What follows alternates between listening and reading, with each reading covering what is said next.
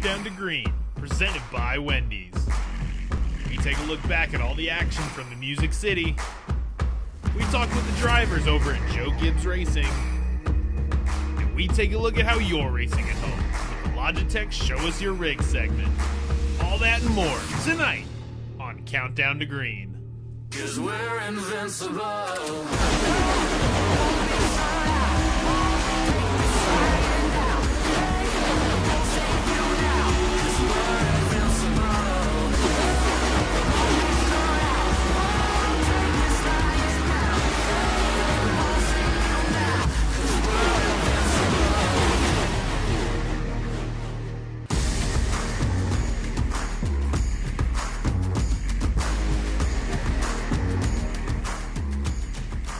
Welcome to the eNASCAR Coca-Cola iRacing series. This is Countdown to Green, presented by Wendy's. I am your host, Camille Salazar-Hadaway. Joining me, as always, I'm actually very delighted to see your two faces, Alan Cavetta and Blake McCandless, and I'm hoping the buttering up of you two would help my picks later on in the show. We'll see, because we got a lot to talk about before those picks. I'm so excited to be here with you guys tonight as well, because if you remember last race, there was some bad blood. Maybe we see some revenge tonight, Blake, because there's only 2 more races before the playoffs. The time is now. Well, and that's what I think is going to make tonight so compelling, Alan, is the fact that there are just 2 races left to go into the playoffs. The fact that this is the last race in the regular season that's open setup. So these drivers have been working a long time to get these cars ready for tonight. Should make for a great show, and some desperate moves I'm sure we'll see at some point. Yeah, definitely maybe some desperate moves later on in the race, but I'm actually upset that you guys didn't see my desperate reach for a pun there. I said buttered up. We're in New Hampshire. Lobsters, hello. Hi, Lobster. That goes to the winner tonight. I love it. Well, before we talk about what's going to go down here, let's take a look back at Nashville. As the pace car will dive down to the safety of the pit lane. 100 laps on the docket from the Music City tonight as we say, let's go racing from Nashville Super Speedway. There off of turn 4, it was the 77 of Ryan Doucette. He caught a little bit of the outside wall. On the bottom side, that is Vicente Salas in the 55. Ooh. And oh my goodness, that is, I don't think people understand how difficult that save is when the car's pitched to the right there. Colin Keister up the racetrack. He is sliding that Baconator car around, and unfortunately, he is going to go around. The rest of the field is going to pit as Nick Ottinger will stay out on lap 20. We'll see if that works out for him. Turn 1, it is Michael Cozy Jr. who has gone around after a stack up getting into the first corner. Trouble turn 2, Brandon McKissick has gone around as they were 3 wide in the middle of turn 2. Femi Olot in the back of the field in a stack up. There was a huge checkup on the outside lineup. Not enough room for 3 wide. Is Matt Busa going to go around? Cody Bias, Derek Bordeaux, Zach Novak all scattered throughout the infield here. We are still green. No caution flag as they continue to wreck down into 1, and there the yellow flag comes out. Malik Ray is going to send it 4 wide on the top side, and unfortunately Ryan Doucette gets spun out of all of it a little further on back. Down into turn 1. Let's see the advantage here. Garrett Lowe knows he has a better advantage. Comes up on the bumper of Jimmy Mullis. Jimmy Mullis moves high. We're going down the backstretch, Blake. Mullis moves down to the bottom to block Garrett Lowe. Garrett Lowe will move to the top side, side by side, into turns 3 and 4 for the final time. Mullis will drive it in. They'll make contact off of turn 4. Lowe gets put into the wall, and Jimmy Mullis will win at Nashville Super Speedway.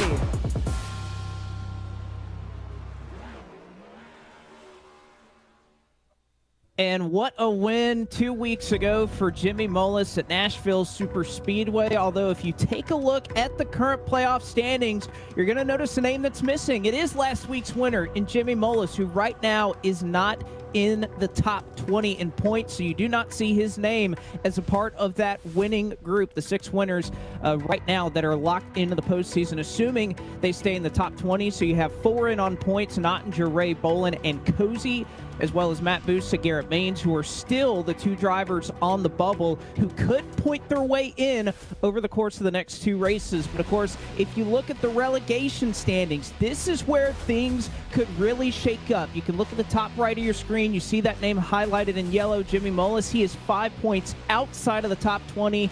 If he were able to make that up tonight, that win would lock him in and would take a spot from somebody who was in on points at the moment. So that bubble line is really tightened up, Alan. Both drivers who are inside the top 20 and those who are looking to get inside of it as well. So much on the line. Nashville changed up so much, including a little bit of the team standings. Take a look. Team Dillon Esports still on top, but William Byron Esports still right there, just 10 points back. After that, it gets a lot of separation. Junior Motorsports more than a full race back. If you look at it, Jim Beaver Esports moving up. Joe Gibbs Racing moving into the top 10. But look on the right side, because of Jimmy Mullis's win, Rise Esports was able to rise 3 positions in the team standings. Remember, this goes through the end of the season, these team standings. A lot of time left for these drivers, for these teams. A lot of pride, money, trophy, all for the team standings. So we always have to keep an eye on that, guys. Yes, we always have to keep an eye on it, and we know a lot of these drivers are going to be keeping an eye on the track tonight because, Alan, you mentioned it at the top of the show. It is crunch time. This is their final chance to really get in here. Temperatures are rising. The water's boiling. Alan, what are your thoughts coming out of Nashville? Well, look, more lobster puns, but we're talking about what the end of that Nashville race. All it proved is that drivers will do anything to get the win, and they should. You should expect it if you're one of the fellow competitors. If you are one of the people watching tonight, you should expect any of the drivers that we just listed in the point standings to do whatever it takes to get a victory. This is about making the playoffs. This is about getting a huge Dale Earnhardt Jr. trophy at the end of the season. And to do it, you may have to win. And to win, you may have to take out an opponent. You may have to make a move that others may say is not that clean of a move, but whatever it takes to get a victory is what you have to do to the playoff format. That's what needs to be done. That's what you should expect tonight and these next 2 races when you're racing for a championship, Blake. Certainly so, Alan. It kind of echoes what I thought coming out of the race and reading some comments on social media. You know, it's always great to say, well, if I was in that position, I wouldn't want to do something like that. I wouldn't want to win that way. But think back to Pocono a year ago. Casey Kerwin doors Zach Novak into the wall at Pocono. That ends up being a $100,000 decision for him as he went on to win the championship. So I know it's easy to say, and there are many iRacers out there who I know were not pleased with that move and how the end of that race played out. But I got to say, until you're in this position, until you put in the time, the effort that these drivers do, I can't even say for myself if I would try to make a move like that off of turn 4 for the win. So I think for everybody who said, I wouldn't race that way, that's easy to say if you're not a part of this series. And let's say, look, if you're a fan of the Sunday shows, we saw it at Pocono between Denny Hamlin and Kyle Larson. I tweeted right after that, you're here to win trophies, not popularity contests. So, Jimmy Mullis, anybody willing to make a move, go for it. Make your move, and then for all of us watching, it's easy to be, the backseat driver in a sense. But we got to understand, it's coming down to crunch time. Now, speaking of that, we know there's a lot that's going through the drivers' minds right now. So let's check in with the team and the drivers from a team that's rounding up the top 10, Joe Gibbs.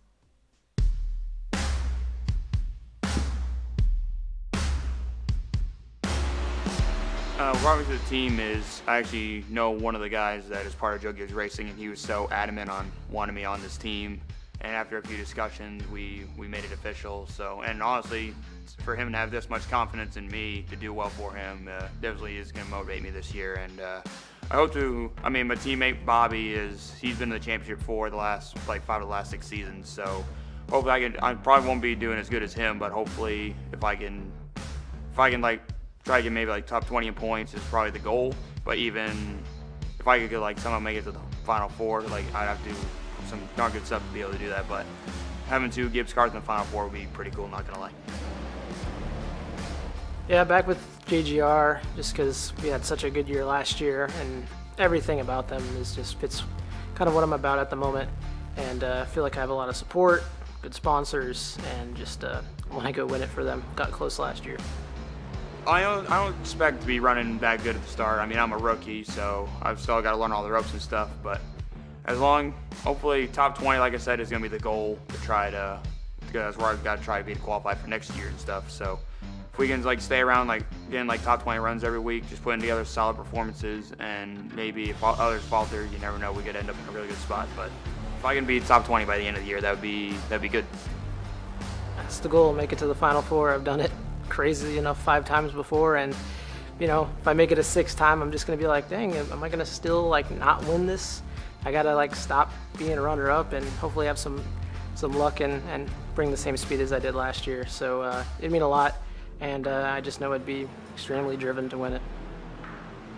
I honestly don't care about the other drivers being challengers. Like, they're all good. There's a ton of really good drivers, but I'm the only one that matters when I'm racing. Like, what I'm doing, if I'm driving the car right lap after lap, corner after corner. This is the same thing I said in Phoenix last year. Like, I don't care who I'm racing. If I'm doing my best, I will be the one to beat. Probably Parker. One, like he's just insane for how short time on the earth he's been on. And plus, we're both from the state of Maine, so I feel like there's an interstate, rivalry right there. So it's like, who can be the best Maine driver, who can come out on top? Secret to victory. That is a good question. I don't really got too many secrets. I would say the biggest thing is just staying out of trouble. Just don't be flashy. As long as you're just there at the end, because I feel like what we've seen in the last few years in the Coke races is you just got to stay out of trouble and just let it come to you. So if I can just stay out of trouble, I might be running mid-pack to like in the 30s maybe, but as long as I stay out of trouble, it could be turned into a top 10 finish. So probably just staying out of trouble and just not being flashy is probably what's going to be my key to success. Ain't no secrets. I'm just gonna go there and try to make the best setup I can and kick your ass. So, I mean, is what it is. It's pretty simple and it's straight out there for you to see. I mean, a lot. I mean, it's a many years now of getting so close and going for it, and just consistently being able to perform at that level. And I know I'm capable. I don't need to win it to know I'm capable of winning it, but I still desperately want to win this dang thing. So it would mean a lot. Honestly, becoming that close to champion, I know the reasons why it didn't happen for me, and it was kind of just unlucky with how that race went. But I know I was the man to beat out there, and no one had anything for me. So I'm really confident going into this year. I feel like I found extra gear and just, I ain't scared of nobody. Ooh. I love it. Ain't scared, kicking beep. He races for Joe Gibbs. He sounds a lot like another Joe Gibbs racing driver that's never won a championship, but wins a lot of races. I hear a lot of Denny Hamlin and Bobby Z there. I like the confidence. He's got to close the deal, though, this year and get that big trophy, Blake. I think so, Alan. And again, this would be Bobby's 6th appearance in the last 7 years if he were to qualify for the championship floor again. Already has several wins this year. Definitely a candidate that can get it done. But again, if he can get there, can he finally shatter that ceiling that's been holding him down? I think he's definitely a good candidate for it. And where his mind's at, he's focused on himself. You heard him say that it's only him that matters when he's on the track. So best of luck, Bobby Z. We'll have to see how it goes in the race tonight. But for now, why don't we check in with some of you at home, because it is time for our favorite segment. I'm now saying it's your favorite segment as well, Alan and Blake. This is Show Us Your Rigs, and guess what? We opened it up to more than just Twitter. We're now on Threads as well, so let's have a look at who submitted. Our first one is from ACI Motorsports. Yeah, and sometimes you just got to put the wheel right next to the television, right? It looks like they're, World of Outlaws console game player. That's always a fun game, especially there on the dirt, but also a sim racer. Hey, any racing is something that I can endorse, Camille. I love it. Let's take a look at this second one. This was from Braden. And this is actually a sleek setup right here. A little compact, right, Blake? Yeah, I would say you definitely have everything that you need, but you got the window blocked off, so the lighting's pretty good. And, you know, this is a kind of a great first-person view. We don't see that a ton on these rigs, so nicely done, Braden. I like your setup here. And nicely done, Christopher, because you know how we love to see the pets. I'm loving this little puppy, Alan. Oh, yeah, that'll always get you on here. We've had a lot of cats, but now we finally have a dog cameo this week. Obviously, a nice, clean setup with a rig. Tony Stewart, Joe Gibbs Racing setup, custom desk and everything. I like it. Is that the tower, the speaker there? I love seeing that all, but especially the dog, of course. And our next one is from Lewis, and Lewis is just finding a way to have a lot of clutter around them. Well, that is the case, but again, that's the case when you don't need a monitor. If you have a VR setup, which Lewis clearly has, you know, that makes it so you don't necessarily have to have all the monitors and whatnot around you. So some drivers really like VR, and that's a nice way to get it done. All right, this one is from Ryan. Tell me what you're seeing, Alan. Yeah, a little clean there. It's a normal desk setup, but sometimes, you get a little heated behind the wheel. We've seen that clearly here in the Coke series. So he's got a fan right next to him ready to go in case you need to, adjust the AC, get a little cool suit going if you really want to get it. But I like it. Nice, clean setup there. Lovely setup. I'm pretty sure he puts on that helmet sometimes too. And Brendan, this one's really sweet. We got a little bit of RGB, the stickers. That's actually pretty sick. Yeah, he's got a lot of customization to his Sparko seat right there. So nicely done, Brendan. A nice little friend of the broadcast here, and you can find him on Twitch streaming as well. But you can see with the backlighting there, very, very nice setup that Brendan has. And you can also find your rigs right here on Countdown to Green. All you got to do is hit us up on all the social medias, use the hashtag eNASCAR and tag iRacing and NASCAR. You know we love to see it. And we like to talk to people, Alan. Right now, we've been able to talk, or actually look back at some of the drivers from Joe Gibbs Racing and where their heads at in this season. But now we have the Chief Digital Officer, and I feel like you know him pretty well. Yeah, we do. And that's what's fun to talk to different people, because it takes so much more than just the drivers to make a team work, right? So we're going to talk to our friend, Brian Cook. A lot of us know him as Boris. That's a whole different story, but he's got a cool nickname. Brian, first of all, thank you for joining us. Let's start there. What is your role at Joe Gibbs Racing? How do you describe it? So my official title is Chief Digital Officer. Now, I've been at JGR for 15 years, and I started out in social media, trying to tell that story behind the scenes of what's happening with the race team, give fans an inside look going into places they don't normally get to go. And over the years, I've been able to build a team here, rise up a bit, and now I'm thankful that I'm more at an executive level, able to integrate social media into the overall marketing strategy of JGR. So it's a dream job. It's a different story we get to tell every week, and I love it, and iRacing is a big part of that too. Yeah, especially here in the Coke series, when the teams were finally brought in, what made you all want to jump into this series? Well, I can tell you that we were clamoring to get into iRacing long before 2019, when it became official that teams were going to be involved. I myself, grew up sim racing, fell in love with the sport because of it since I was a kid. And so the value I knew was there, and the Gibbs family and leadership knew was there. So we were definitely using iRacing. We were having fun with it. We ran some off-season leagues and did a lot of different things with it. And then when it came around to the time where it was official that we could be, an official team in the top, NASCAR esports league, we jumped right in. I mean, there was no question in our mind.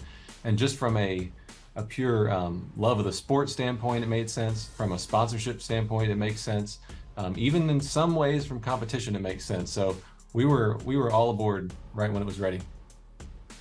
Let's talk about your drivers. You have one veteran that wins a ton of races and a rookie. What led you to those drivers for Joe Gibbs Racing? Well, I remember when we first drafted Bobby Zielinski, and I believe he was 4th seed at the time, and we grabbed him right up. We saw his diverse skill set from road courses to ovals, his dedication to the sport, and it didn't hurt that Bobby Labonte is like one of our tent post drivers, our historic drivers, and Bobby Z, Bobby Labonte, Interstate Car. It made sense there too. But of course, we just like him as a good dude as well. He's got a great personality. He represents us well, both on track and in interviews, and he's really fun to watch. And I think, you know, when I first drafted Bobby, he told me, listen, we're going to make the playoffs this year because I feel really good about this road course that was on the schedule. And sure enough, he Babe Ruthed it and delivered. Not only the playoffs, he has made 6 Championship 4 appearances in 7 years. Winning helps. What else about Bobby brings him back every year to Joe Gibbs Racing? You have to have confidence in your driver. You have to know that he or she has a chance to make it to the Championship 4. And with Bobby Zielinski, I mean, it's not guaranteed, but it's pretty close to being guaranteed. I mean, he delivers. I'm thinking about last year when it didn't look too good, and he still delivered at Talladega. In fact, I still have the win banner back here behind me in my office, but he delivers that excitement as well as the victories. So it's really important from a sponsorship standpoint. We have that awesome in-person event for the Championship 4. To be able to invite sponsors like we did last year with Interstate Batteries, to be able to sit there and watch and have Dale Jr. there helping call the race, things like that, it's a big deal for our team as a whole, but also for our sponsors. So Bobby Z, he helps us fulfill that dream. Yeah, he does. And you mentioned the win banner. I've been to Joe Gibbs Racing there in Huntersville. They are everywhere across that race shop. Tell us a little more about the one over your shoulder. How cool is that? Yeah, so we take iRacing seriously here. I mean, we have, you know, the Cup team, everybody knows, Xfinity, we have an ARCA team, and we have an iRacing team. And so for our wins across those real world, you know, leagues, we raise a banner. In fact, we raised one for Denny Hamlin's win at Pocono on Monday this week. And so we do the same thing with iRacing. We have a virtual one. It's a digital one. We printed this one out here, but we actually have minted a few NFTs of the win banner, so Bobby can get one. You know, the team has one. So we're having fun with the digital aspect. Even on the design, you can tell we pixelated the bottom of the banner there just to add that digital touch, you know. And we love mixing the real world with here in the Coke series and how those worlds come together. Rumor has it Bobby Z helped out with Chicago. Can you expand on that? What happened there? Well, so many people in the race shop at JGR on the competition side and the marketing side use iRacing and know how realistic it is and know how much fun it is, of course, too. But we know that there's things to learn. I mean, I'm thinking about, you know, Denny Hamlin is a rookie winning at Pocono by using a simulator, much like iRacing, to learn the breaking points and where to let off and where to turn in. Well, when we came to the Chicago street course this year, it was a complete unknown. Everybody knows that it was modeled on iRacing first, but heading into it that week, we actually asked Bobby Z to make some walkthroughs, some laps with our real world drivers, especially our Xfinity drivers, talking about, you know, what ideal lap times might be, what's the ideal way to approach certain turns. And so that was really exciting just for me on a personal level to know that somebody as talented as Bobby Z was getting that recognition he deserved. And our drivers, when I offered that up to them, they jumped right on it, the real world drivers. They said, yeah, have them send us a lap, have them tell us some interesting things. The crew chiefs asked about lap times and tire fall off and just getting a good idea for a game plan into that big unknown that the Charlotte street course was. So we ran really well there too in both series. So that was an exciting time for me. Even during COVID, you know, we had our iRacing drivers jumping on with our real world drivers because they had to, you know, run iRacing when we weren't racing in the real world. And so those are two things that stand out to me as far as the digital world and the real world coming together with iRacing. Brian, thank you so much for joining us. Again, it's so cool. Every time we see that real world getting connected here in the Coke series, Blake, every example is just better and better. It really is. And speaking of better and better, let's go ahead and get a better look at New Hampshire Motor Speedway tonight. Of course, raced the NASCAR Cup Series about just a little over a week ago, but we will be tackling it in the eNASCAR Coca-Cola iRacing Series tonight. And much like a track that we saw earlier in the schedule at the Milwaukee Mile, very long straightaways, only a couple of degrees of banking in the corners. It goes from 2 to 7. You'll see drivers, much like we saw about 8 days ago, using every inch of the racetrack, running low, running high, open in 1990. And of course, it's been a little while since we've been here in this series, but Jimmy Mullis, we know how strong he is in the month of July. He was equally as strong, if not stronger, at the Magic Mile. Well, you just talked about it, Blake. Jimmy Mullis. We know the history there. So, Alan, while we're talking about history, take us through the trends with New Hampshire.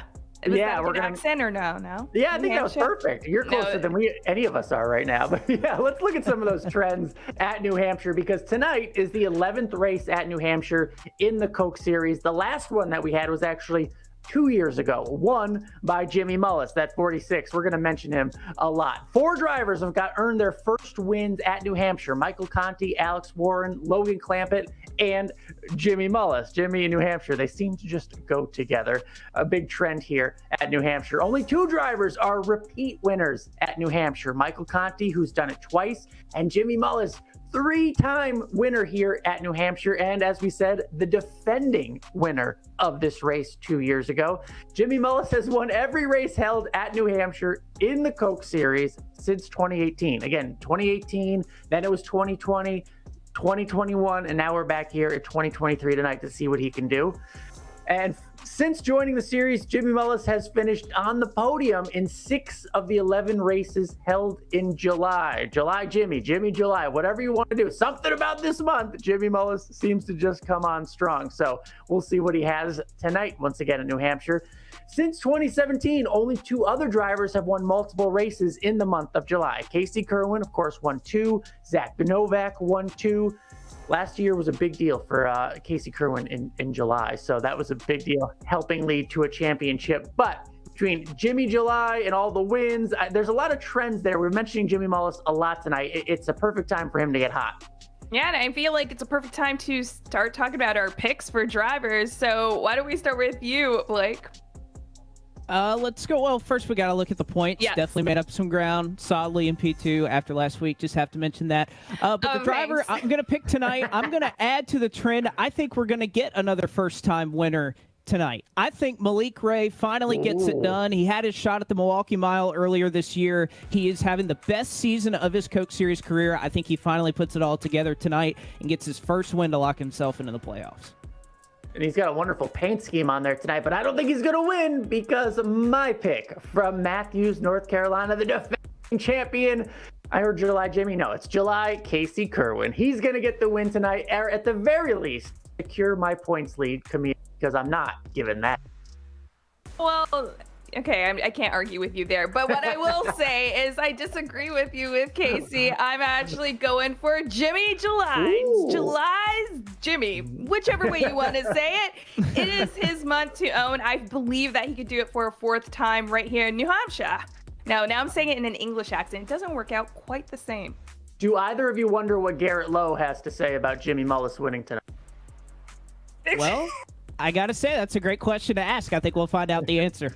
Yeah, let's not forget what happened. I mean, Jimmy Mullis, Garrett Lowe, came down to those 2 at the final laps. Blake with the excellent call at Nashville.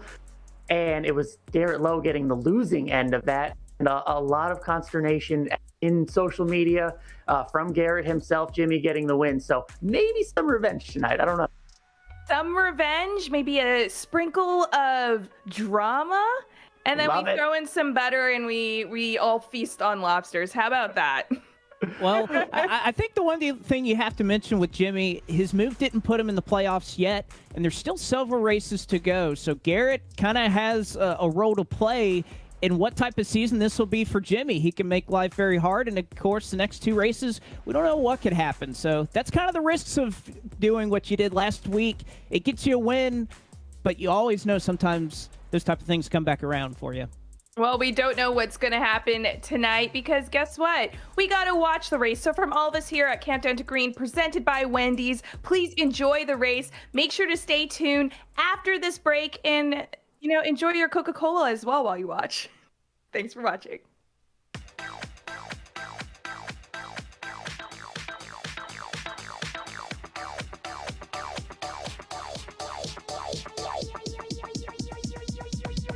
I need to try it first. Wendy's is open until midnight or later, so come get that Baconator. Give me 1 honk if you want a Baconator. Hey, give me 2 honks if you want Tyler to make it. Go night mode. Choose wisely. Choose Wendy's Baconator. Here and now is when it matters most. Heavy damage. Not last month, Singapore last week, or 48 laps ago when that bumper fell off. He's done. Here is where it must be left on the track. The anger, the hunger, the passion, and the drive to do whatever it takes to make it across that finish line first. Blow those rear tires off us, bud. Now is when the future is written. In the NASCAR Craftsman Truck Series. This is our series, where the stakes are always higher, where virtual meets reality. This is the eNASCAR Coca-Cola iRacing Series. Yeah, look at my shine with the blow. This is my time with it though. This is my time to be way at the top. Me and my guys gon' pay out the block. I don't look like both. Time's right, and I know the city's walking in a limelight. Promise you won't wanna watch like a sci-fi. My guys are high risers, high tide. My crown if you come to my side. I pledge allegiance for lifetime. My squad connected like Wi-Fi. We grind and you see the highlights. This my life. It ain't a game now. Me and you, we ain't the same now. Lions coming out to play now. Opposition out the way now. Out of the way. You wasn't invited. Say you wanna play. I dare you to try it. You don't wanna try me. Don't step up to my team. Yeah, out of the way. Yeah, yeah. Out of the way. Yeah, yeah. Out of the way.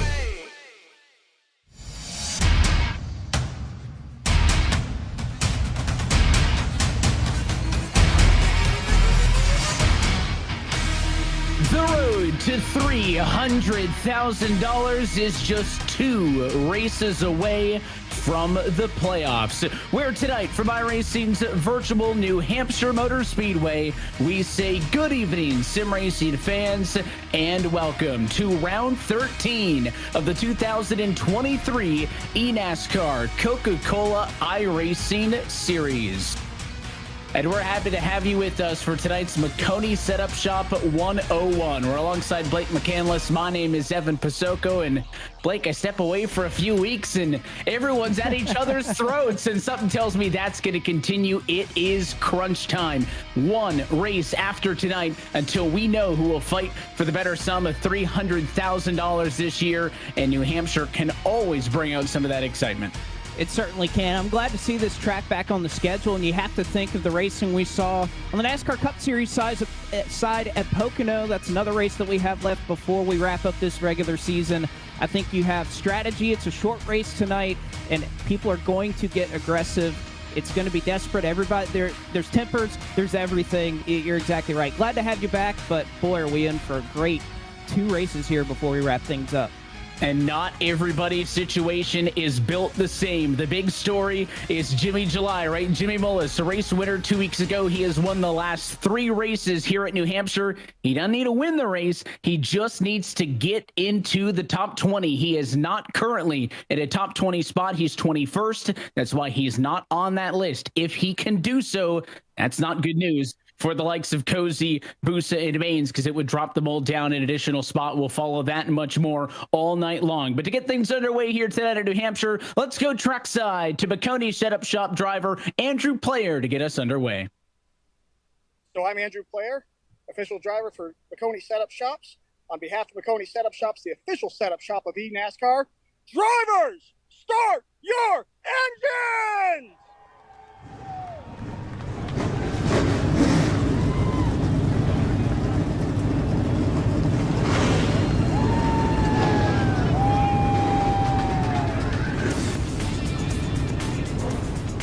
We checked off his first career win a couple of weeks ago. Now he's got his first career pole. Jordy Lopez Jr. will bring us to the green flag tonight at his Team Dillard Esports number 3 alongside the Williams Esports 51 of Donovan Strauss. Row number 2, we'll see Garrett Lowe, the Jim Beaver Esports 15 alongside the Charlotte Phoenix 48 of Graham Bolin. Then it is the Chevrolet of Brandon McKissick for Letard Esports on the inside of row 3. To the outside, the Stuart Haas number 10 of Stephen Wilson. Row number 4, you'll see the second Team Dillard Esports entry. It's the 33 of Tucker Minter alongside the TK11 Parker White representing Tony Kanon in P8. Row number 5, we'll see the 20 of Wyatt Tinsley, the 42 of Colin Keister. Matt Busa for William Byron Esports will start 11th. Casey Kerwin representing XSET repping the X. He'll start in 12th tonight. 13th will go to Joey Brown for FGR Excel. Malik Ray above that cut line right now for the postseason. He starts in the 14th position for Jim Beaver Esports. Corey Vincent of the Pittsburgh Knights rolls off 15th with ESC's Derek Bordeaux in the 16th position tonight. Dylan Duvall, Stuart Haas Esports will roll off 17th. Timmy Holmes will start in 18th after what is one of his best races of the season at Nashville Super Speedway. The other RFK entry, and Cadian Honeycutt is 19th, and Garrett Maines for FGR Excel rounds out the top 20. That's halfway home in a full grid of 40 tonight. Row 11 is going to see the William Byron Esports 25 at Gottinger and the aforementioned Joe Gibbs race at 18 of Bobby Zelensky, the winningest driver and of anybody so far in 2023. Then it is the Rise Esports fielded by Sunoco 75 Zach Novak alongside the second of the Tony Kanata Esports entries. That one, the 66 machine of Tyler Gary. Lucky row 13 tonight will see the Jeter Motorsports 88 of Kevin King and the second JGR Toyota, this time the 54 of Daniel Falkingham. Row number 14, it'll be the Rise Esports fielded by Sudoku 46 of Jimmy Mullis. A long way to go for the four-bagger tonight. He's alongside the Knight 77 machine of Ryan Doucette. And through your top 30, X at number 4 of Ryan Luza and the Front Row Motorsports 38 of Michael Cozy Jr. Unfortunately for 2311, both drivers 31st or behind to start this one. Keegan Leahy 31st, Dylan Alt for Letarte Esports will go from 32nd. The other junior motorsports driver, Michael Conti, will go from 33rd. Femi Olot will start in 34th for the Charlotte Phoenix. Front Row Motorsports' own Alan Bose will go 35th. 36th for the Kansas City Pioneers is Derek Justice. Cody Bias, the last driver to put a time down for ESE, is 37th, followed by Vicente Salas for Williams Esports in 38th. 39th and 40th represented here on row 20 also did not put down a qualifying time. Michael Guest for 2311 and Colin Bowden's E-Racer Chevrolet. It's a look top to bottom at your Coca-Cola starting grid. Blake, you are dialed up on the radio with your pole sitter in tonight's McConey Setup Shop 101, Jordy Lopez. Jordy, it's not too long ago you got your first win in this series. Now you're sitting here on the pole at New Hampshire. What do you think you need to do here to try and add to that win total? It's all about track position. I'm going to try my best to stay in the lead. If I stay in the lead, it's very hard to pass, so that's kind of my strategy going into it. I'm pretty safe for the playoffs, so I'm just trying to have some fun, but also gain some points for the team standings. 112-degree track tonight. Is that kind of what you guys were thinking coming in, or a little hotter or cooler than what you anticipated?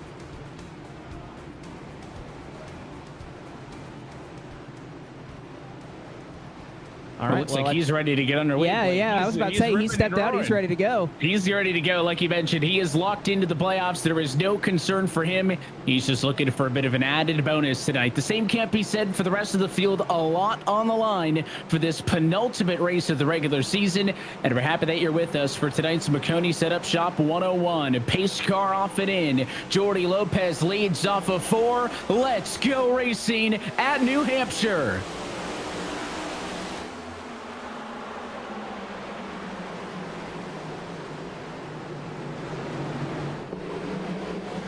Early 3-wide dive to the inside. Minter, contact there. He'll slide up on the nose to Wyatt Tinsley after he was the aggressor going to the apron on the opening lap of this race. Now he'll go under the 11 of Parker White. That one a battle for 7th and 8th spot. Up front, though, first lap goes in favor of the 3 of Jordy Lopez. Can we just respect how low Matt Busa was running on that opening lap? I mean, my goodness, he was all the way on the apron in 1 and 2. He did the same thing in 3 and 4. Everybody trying to fight right now for that second lane in turns 1 and 2. But my goodness, I got to give it to Matt Busa. He was willing to go where nobody else was on this opening lap, and now Tucker Minter going to try to do the same.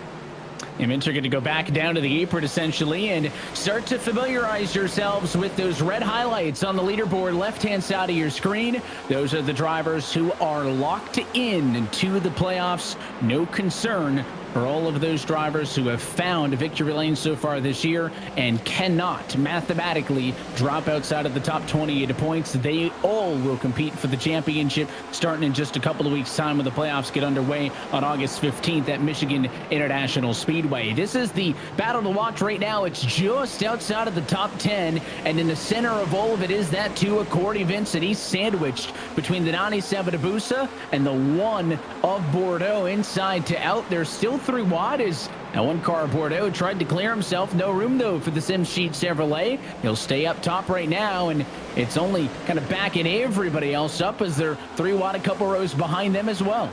They are 2 and 3 wide stacked up here in the middle of the field. We did have a change up front, though. Donovan Strauss was able to go by Jordy Lopez Jr. He got control of the race lead, and even that last lap around, a little bit of contact with Garrett Lowe, who's already charging for second. You can imagine some of the frustration that he may be experiencing after that Nashville Superspeedway finish, but wasting no time to try to get after it. You can kind of see it all the way off in the distance here as we ride on board with Dylan Duval as we are, making contact off of 2 with Timmy Holmes in the 6, Dylan Duval, and of course Matt Busa, who again is still running much lower than the rest of the field. You talk about track position and how much clean air will matter here. Well, Matt Busa's got plenty of it down all the way on the apron. You know, Tucker Minter was doing it on the first lap of the race, and, maybe a bit of a novelty, lap 1, try to get your track position, but I'll give Busa some credit. He's been pretty committed to trying that out once every couple of laps or so to try to gain some position. You can see everybody else up at a lane up off of the bottom of the racetrack.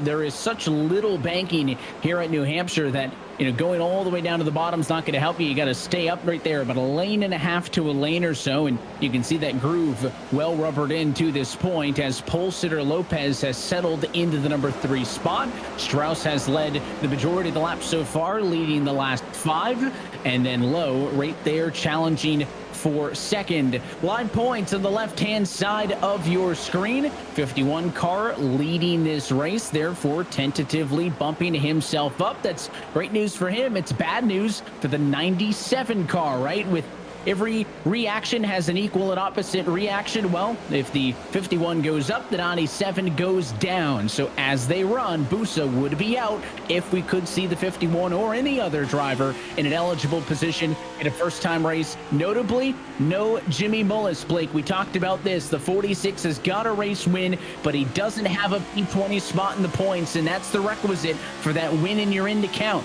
So Mullis needs to outscore that next car ahead of him in the points by only 5 coming into tonight. He's not doing that right now, back in 25th. So that's why the 46 car not above that red cut line as we look at the live points. Well, and I think, one thing, looking at the paint schemes that are rolling out, of course, these eNASCAR teams, they do such a great job. Some of them have a mainstay paint schemes, much like we have here with Rise Esports. They change it up pretty much every single week. They have Sunoco, but we've seen some great throwback paint schemes from them this year. How about the protest car that Garrett Lowe is running right now in the 2nd position? It's a throwback to 1996 in the Coca-Cola 600. Kyle Petty and Dale Earnhardt had a little bit of a run in there. And so Kyle Petty the next week out ran a protest scheme that was painted up like the Goodwrench Chevrolet of Dale Earnhardt. And, well, guess what? After the moves last week, Jim Beaver Esports apparently had some thoughts about everything that went down. But Garrett Lowe, you could see they even went so far as to change the number font on this race car. And I got to say, he's making that black Big Green Egg Ford look pretty good right now in the 2nd position.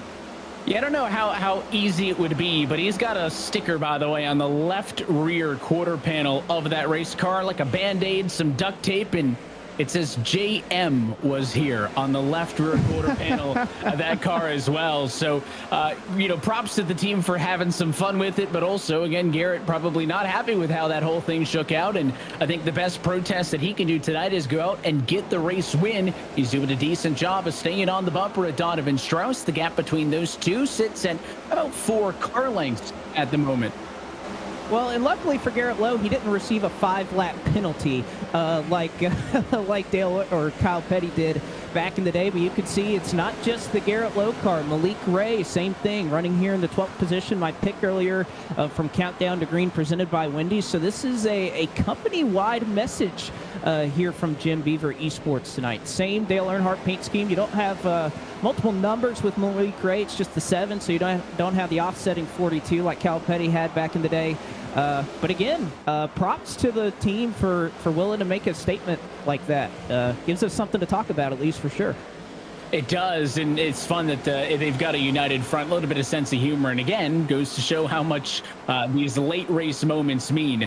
Tonight, of course, is the Bacconi Setup Shop 101 as we try to work ourselves into a bit of a green flag run here. Want to bring in Jeff McConey from McConey Setup Shop and get a couple of words. Jeff, we appreciate your time. For those who may not be familiar, I know we've talked a lot about McConey Setup Shop on the broadcast this year. Just tell us a little bit about what you guys do.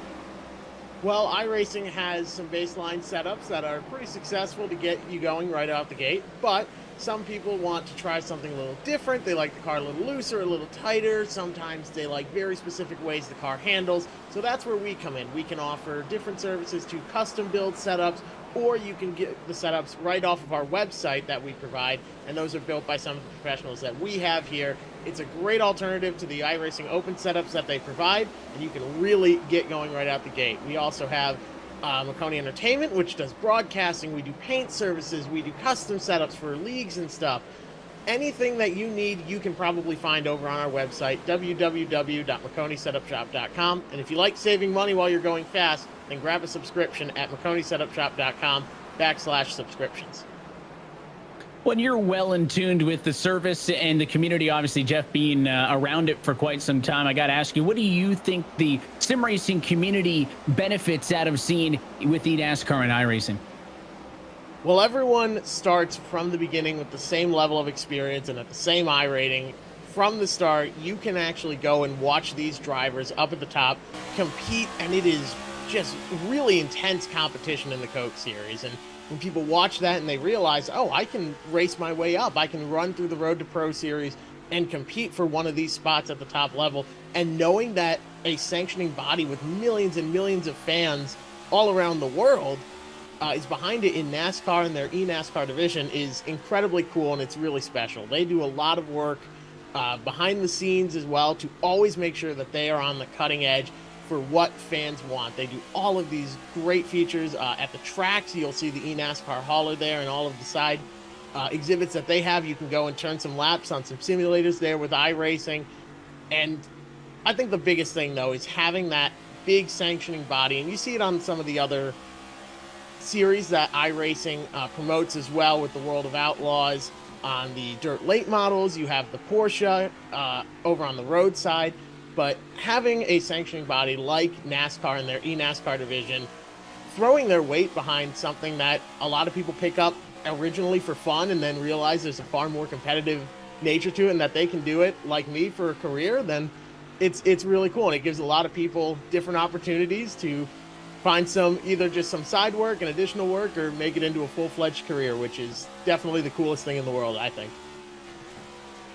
We'll let you get back to enjoying the race. That's Jeff McConey from McConey Setup Shop as we enjoy this McConey Setup Shop 101. And we jump on board with Michael Cozy Jr. here, and got a bit of a welt there.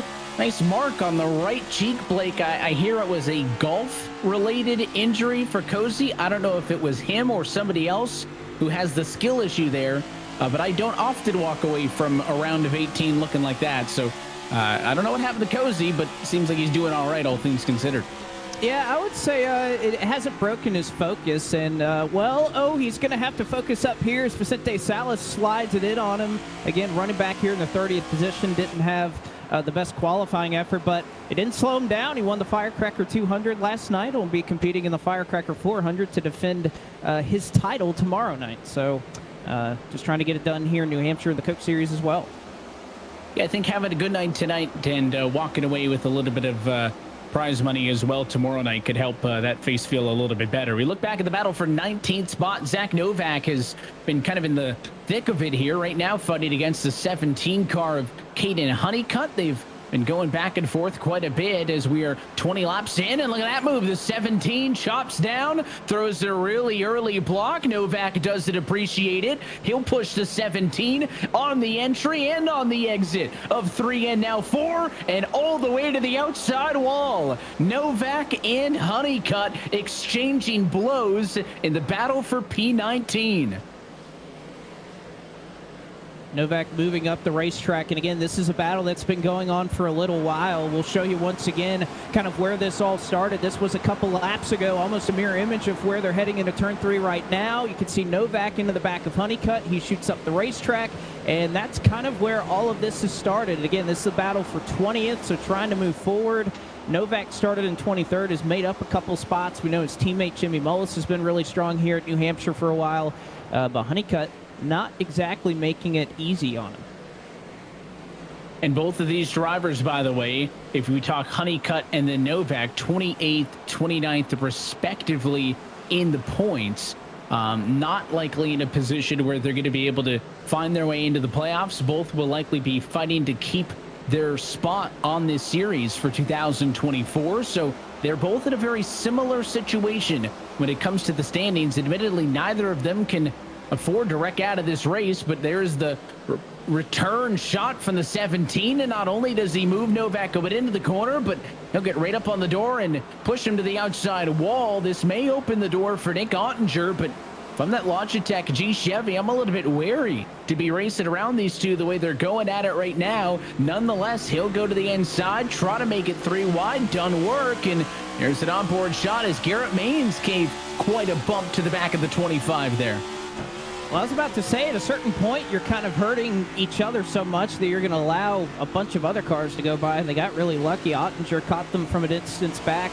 Mullis, even that's become a part of this battle now, he's made up about 7 or 8 spots since we started this race. But that was a hefty little brawl, and they got something going on right in front of Zach Novak. This is Dylan Duval. This is Timmy Holmes. Holmes really sideways off the corner. That's going to allow Ottinger and Honeycutt to come right back into the mix. So they are racing like heck back here for about 17th or 18th or so. It's about the 4th shot I've seen Dylan Duval give to the back of that 6 of Timmy Holmes since we started watching. Only 1 lap ago, the tempers go round and around here at New Hampshire Motor Speedway, and now both of the brawling duos have been split apart with the 75 car in the middle there. But I just think everybody's angry because Caden Honeycutt just gave a shot to the 25 at Nick Ottinger to move Ottinger out of the way. They weren't even fighting for position until that moment, and then he moved him up and out of the way. So there is a lot of hard feelings apparently here in the midfield, only a quarter of the way through this race. And that's the thing, we still have quite a ways to go here, which I gotta say, this race is going a lot better than most of the New Hampshire races I loaded into. It can definitely be a tough track on the iRacing service to get right. These guys are getting it done so far here. As you can see, the paint scheme here for Zach Novak. Once again, we mentioned earlier Rise Esports and the incredible looks that they have going on. Another beautiful Sunoco Chevrolet that he's got tonight.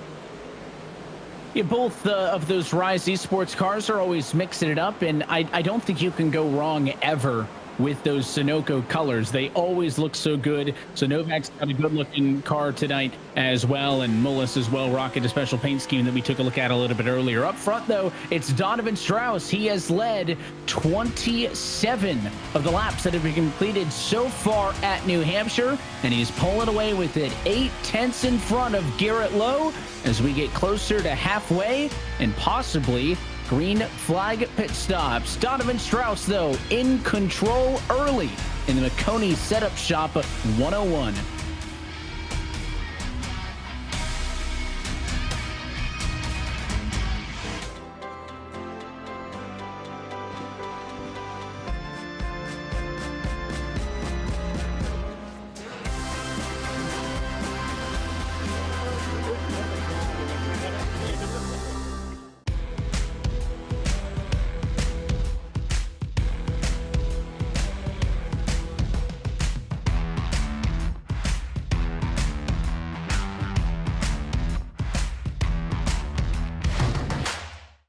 Wendy's is open until midnight or later, so come get that Baconator. Give me one honk if you want a Baconator. Yeah, give me 2 honks if you want Tyler to make it.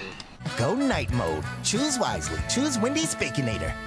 There's a thin line in the NASCAR Xfinity Series between winning and losing, between being the future and being past, between headlines and tailspins, between making history and being it, between the sweet taste of victory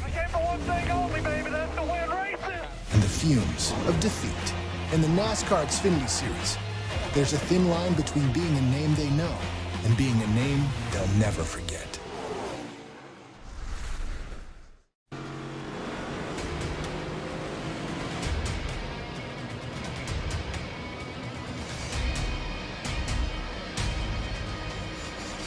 And back live at iRacing's virtual New Hampshire Motor Speedway, where coverage of tonight's race is brought to you by Coca-Cola, the official fan refreshment of eNASCAR.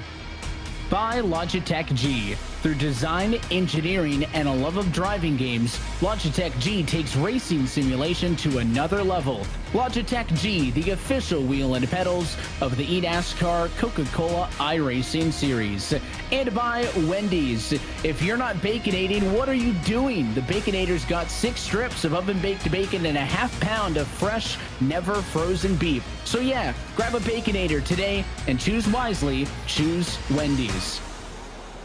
Tell you what, Blake, I know my Baconator was the best way for me to get fueled up for tonight's race, and we've needed to be attentive because it has been aggressive, especially in the midfield. Donovan Strauss up front took an early lead. Things have been pretty quiet there. It's been everywhere else where the action has been so far.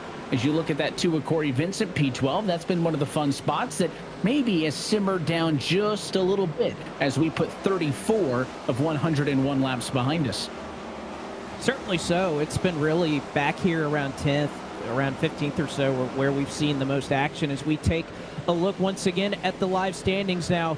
Again, we talked about how much Jimmy Mullis's effort would shake things up.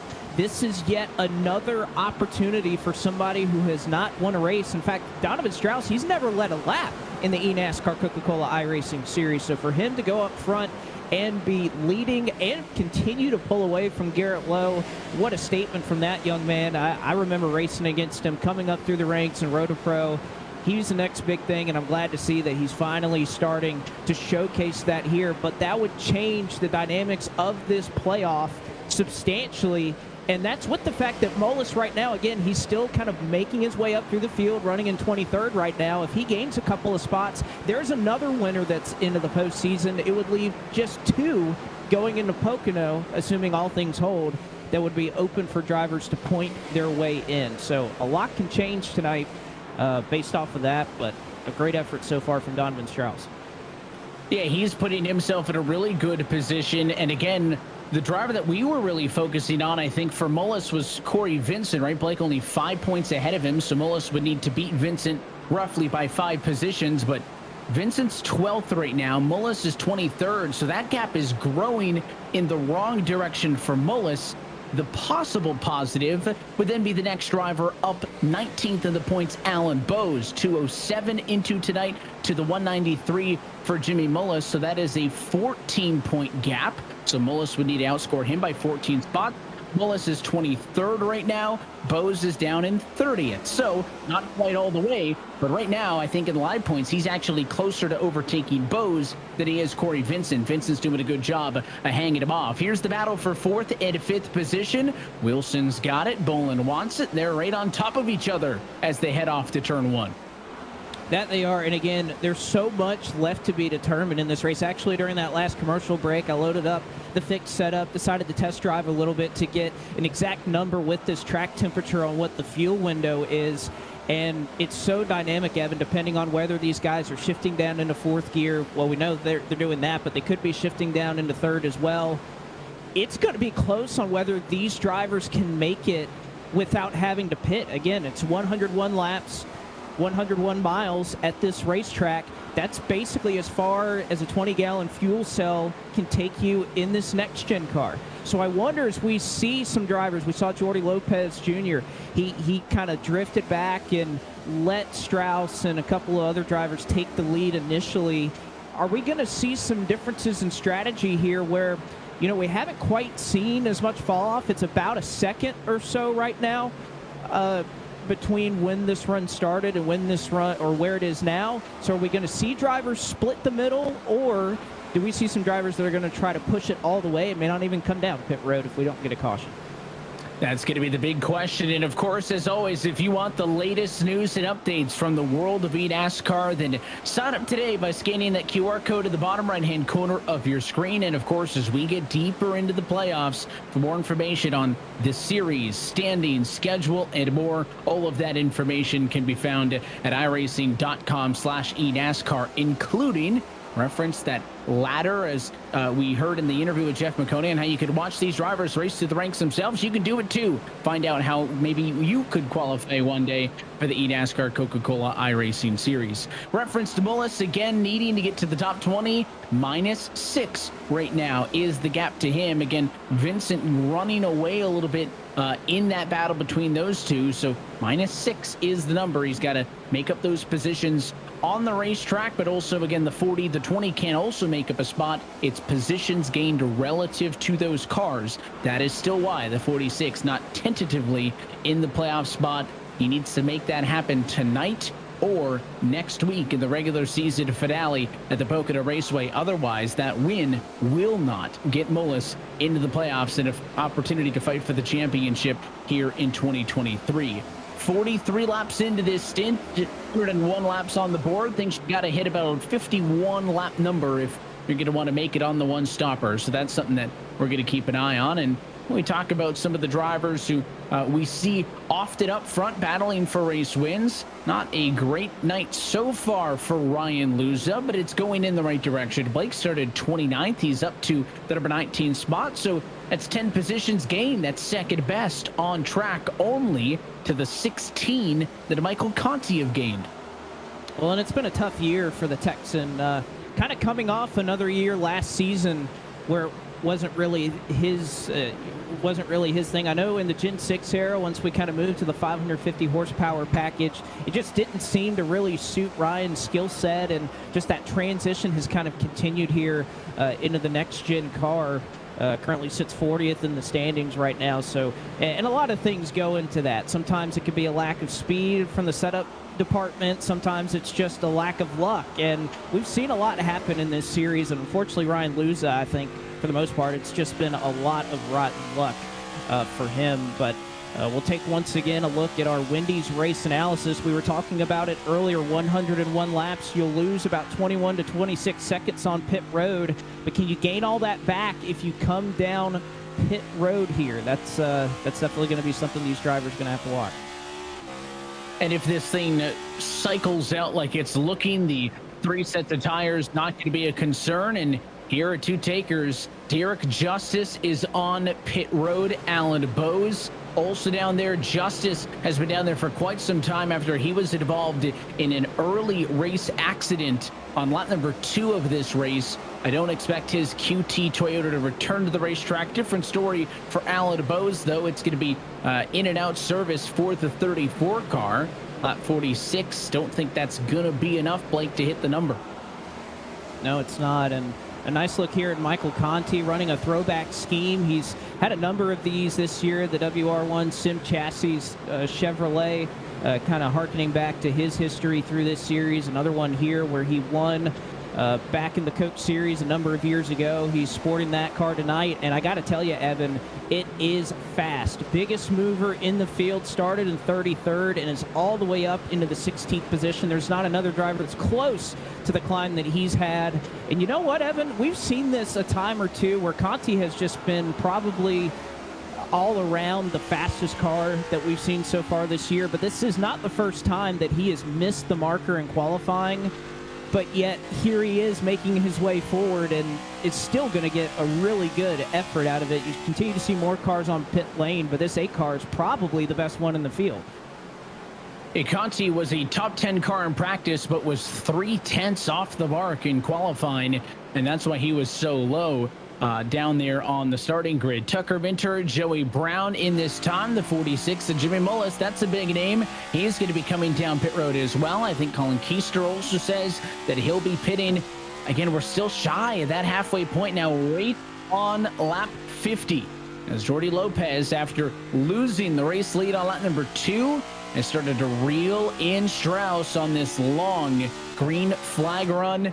And it seems like now that we will be halfway home this next time by, with 50 down and 51 to go, that we're going to see a whole slew of cars to pit road. There's a look at a Bullis on there, and here comes race leader Donovan Strauss. Strauss is in. Lopez is going to come in directly behind him. You're going to see Wyatt Tinsley, Parker White, another couple of drivers stay out. I think at this point, we're at the halfway point of this race. This is definitely when you want to come in and get tires. But again, Evan, we have 2 races left in the regular season. Only a couple more chances for these drivers to try and lock their way into the postseason. I think you're going to see a large group of drivers. Again, we talked about, the runs I was just making as a ghost driver in this session.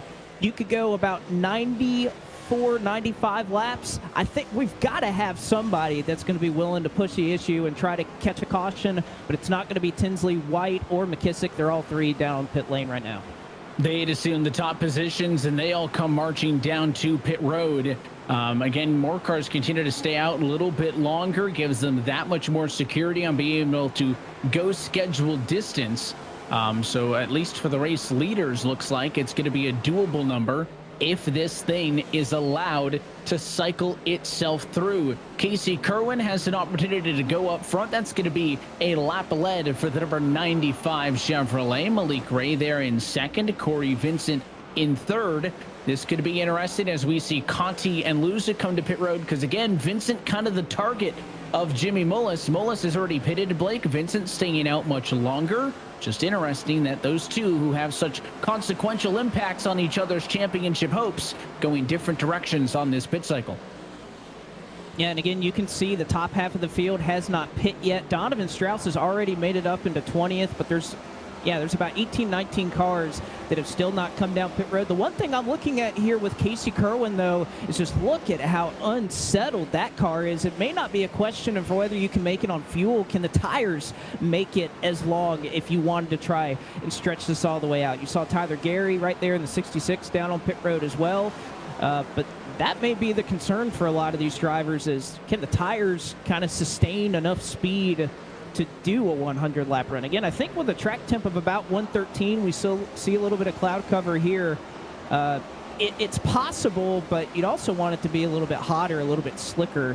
Wouldn't be in the throttle as much. You'd be able to save a little more fuel that way.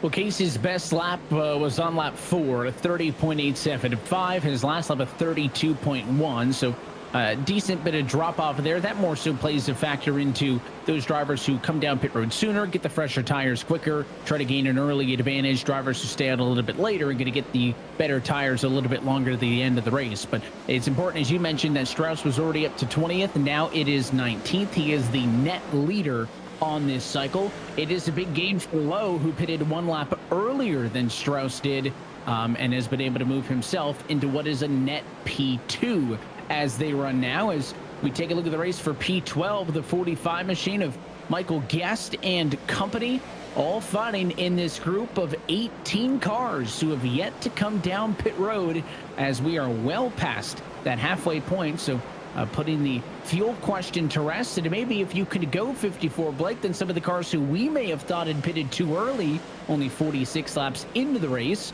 may be able to go those 54 to the end. And I think at this point, you've kind of made your bed and you're going to have to lie in it. If you're going this far past, we've seen the big difference the tires make. It's a second or perhaps a little bit more. So I think at this point, you've gone about 4 or 5 laps past that pit window. We see a lot of guys on fresh tires who are starting to unlap themselves at this point. I really think at this point, if you're staying out, you're in it for the long haul. You'd be really doing yourself a disservice to go this long and then come down and eventually pit.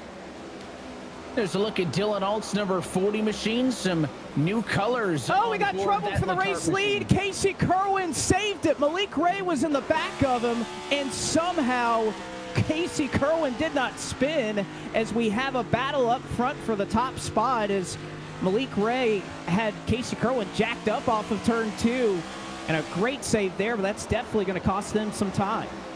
Two cars fighting for the lead position, but off cycle with the race leaders got together.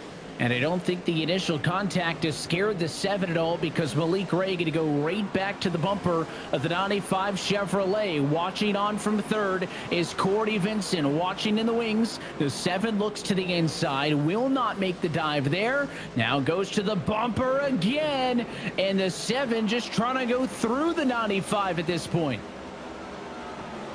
I remember an NIS race a couple of weeks ago. These two didn't necessarily see eye to eye, but Malik Ray running that 1996 throwback to Kyle Petty, the protest car. I don't think he'll get a 5-lap penalty if he gets in the back of Casey Kerwin and spins him around, but unfortunately for him, that's brought Corey Vincent right into the fight here for this top 3. And again, all the time that they lose kind of doing this to themselves, it's going to hurt all of them. It's not going to help either one of them that are trying this strategy right here. And after fighting to try to take the lead for the 95, he'll end up dropping to third, as that too of Corey Vincent can slide in the middle. And a caution has come out with 41 laps to go. It is the 41 who has gone around. Trouble on track for Dylan Duval. And oh boy, does this shake things up in the middle of a pit cycle.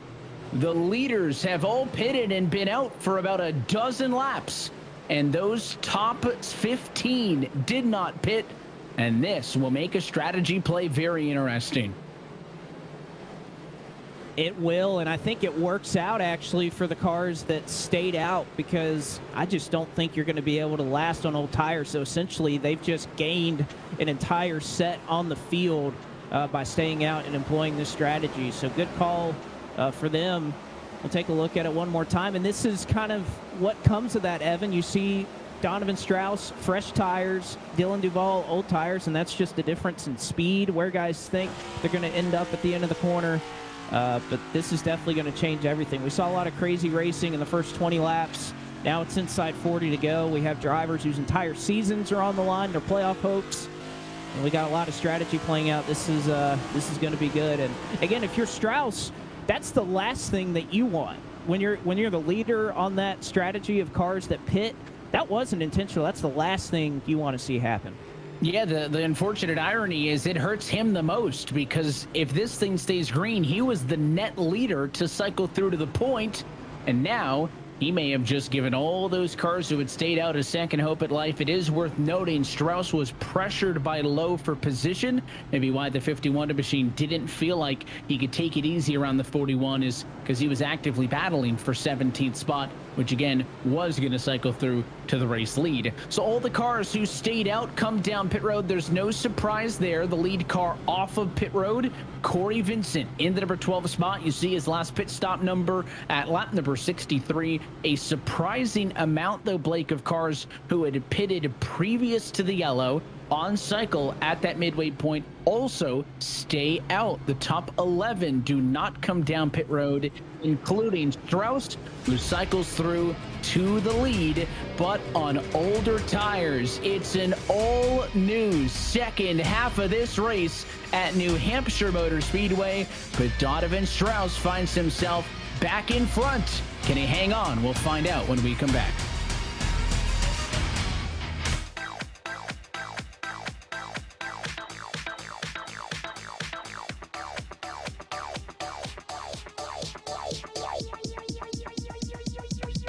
I need to try it first.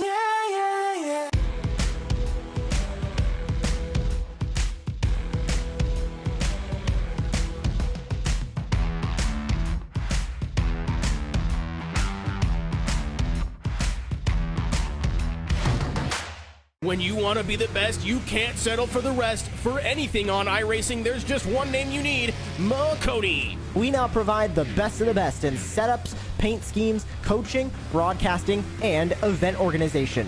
With cars across all 4 license classes, we have what you need to hit the track with confidence.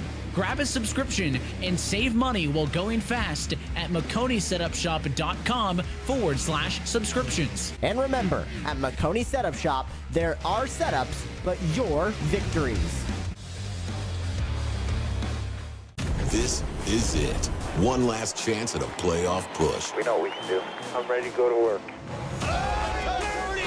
A few familiar faces have already booked their tickets. Others are red hot at the right time. While a herd of hopefuls have some hard driving to do. Around goes Those last spots are gonna go quick, so don't blink.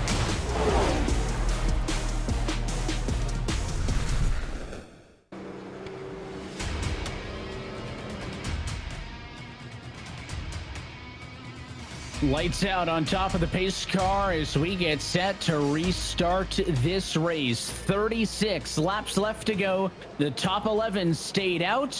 Everybody else on fresh tires. Pace car down. Strauss takes the green as we are back underway. Coverage, as always, of tonight's race brought to you by our friends at Wendy's. Tonight you can get $2 off your Wendy's DoorDash order and a chance to win tickets, lodging, and flights for 2 to the Coke Zero 400 at Daytona. And don't forget to add an ice-cold Coke Zero Sugar. By Logitech. Through design, engineering, and a love of driving games, Logitech G takes racing simulation to another level.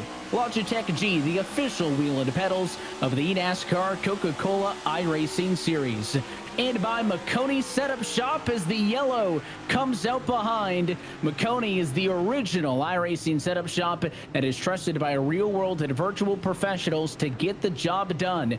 Visit McConeySetupShop.com to see why they are the official setup shop of eNASCAR and choose a subscription to save money. McConey Setup Shop, our setups, your victories. And that was the second caution flag of the night back there in the back, Blake, which will slow things down and give us a chance to analyze where things stand.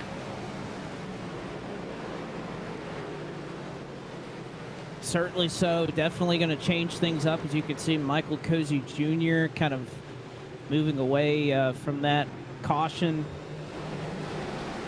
We're going to take a look at it one more time here off of turn 4. There's really nowhere to go. You can see a little bit of fishtailing. I think he may have caught the back end. I think that was Graham Bolin for Charlotte Phoenix in the 48 right there. Just got a little bit loose off the corner, and Bias kind of making it 3 wide there was really tight amongst all those cars. Unfortunately, Bowden gets involved in it.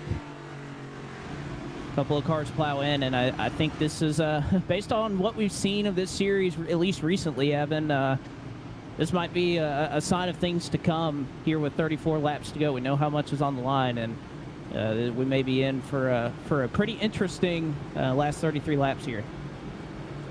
Hey, this thing will continue to get more interesting after it seemed like we had the strategy figured out. And remember, 11 cars had stayed out, not taken service. The drivers who pitted on that first yellow will be the drivers showing lap 63 as their last pit stop lap. So significantly better tires for Corey Vincent on back. He is the lead car on fresh tires in 10th.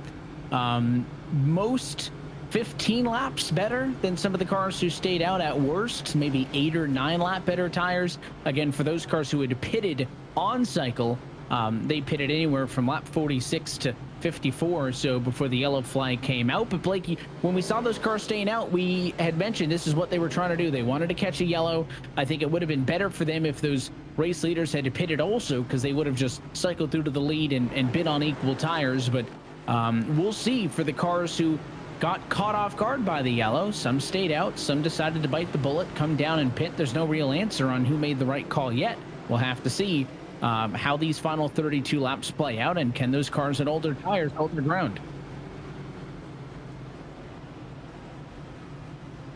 Well, of course, we talk about the importance of this race being the second to last one of the season. Well, Nashville was quite consequential as well, and it was the race that set up the whole Jimmy Mullis storyline. Blake, we're talking a ton about Jimmy going into Nashville, but a wild race. We've talked about the rough season for Luza. He was into the outside wall.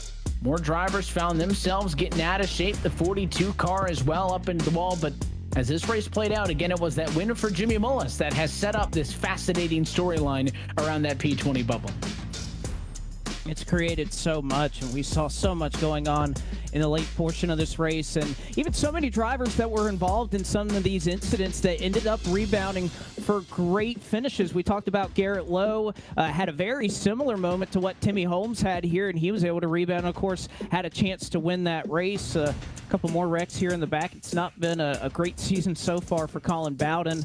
A lot of expensive e-racer equipment teared up, but again, this is what everybody was talking about. The move, Jimmy Mullis on old tires, Garrett Lowe around the outside on those new tires. Mullis uses him up a little bit on the exit of the corner, makes a little bit of contact here, and it's enough for Mullis to get his win. And of course, Garrett Lowe after the race, showing his displeasure, was not very happy, but you know what? Jimmy Mullis, he's the victor, and he's the one who has potential to go on to the playoffs because of that finish.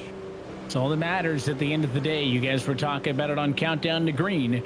Big decisions, big money on the line. Jimmy Mullis did what he needed to do to put himself in position to race into the playoffs. Not a done deal yet.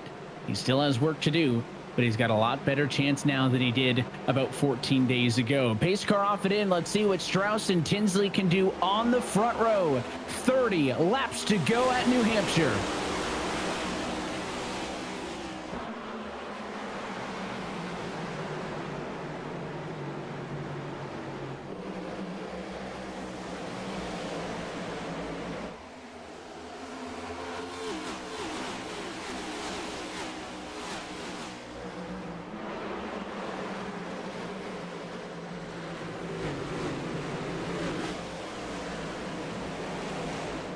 Lots more 3 wide, beating and banging in the midfield. Up front, though, Strauss able to hold on to the top spot for the moment. No movement from Vincent. He stays P10 as the first car on fresh tires, now 11th. He actually loses some as you look at the battle for 3rd and 4th position. Tinsley in the 20 trying to hold off, but here comes McKissick to the inside as the 8 car Conti joins the fun. How about the charge up front for the WR1 Chevy? He's had an amazing charge. Weren't we just talking about Ryan Luza? What a tough season it's been for him. He finds himself in the 2nd position. Garrett Lowe, he was hounding Donovan Strauss a little bit earlier for the race lead, and now that protest car is going to try to go to the front, side by side down the back straightaway, and Garrett Lowe, looking for redemption after Nashville, will go into turn 3 and take the race lead, at least for the moment, from Donovan Strauss. Halfway and now all the way clear. New race leader at the end of lap 74. Garrett Lowe leads his first lap of the McConey Setup Shop 101. He is on 1 lap older tires than Strauss. All things considered, same strategy. My goodness. Look at this mess. The 18 car sideways as Zelensky gets into traffic, and it is all going to stack up. His teammate Falkingham also goes around. It's a parking lot into 3, and it is yellow, number 3 of the day. And you can kind of see a meeting of the minds there off of 2, the 2 Interstate Batteries cars, kind of around where all of that started. And again, you could see the exact same scenario here that we saw in the Cup Series race 8 days ago here at New Hampshire. Guys being able to make every single groove work. We saw guys beneath the apron, 2, 3, 4 lanes. Didn't know if it was possible here at New Hampshire, and yet that's what we saw right there, and that's what created that kind of funnel effect off of turn 2. Is the reason that maybe Robbie Gordon and Michael Waltrip don't necessarily get along here off of 2. That's exactly what we saw here. Just a huge stack up, 3, 4 wide, and just not going to work here with 26 to go. We'll take one more look at it. We'll get another perspective. And again, anybody who saw that iRacing drone shot could have called this one coming. It's the 18 in the middle. Watch the 43 underneath. Here's where the contact's going to be just a nose up. And does Bobby come down? Maybe 43 comes up. It's the staggering that just gets him out of line. And the actual spin happened with the 77 and the 54 in the bottom as the 18 went up. Everybody else tried to go low to avoid him. And it was kind of the non-wreck that caused the wreck. Let's see the perspective here from Bowden.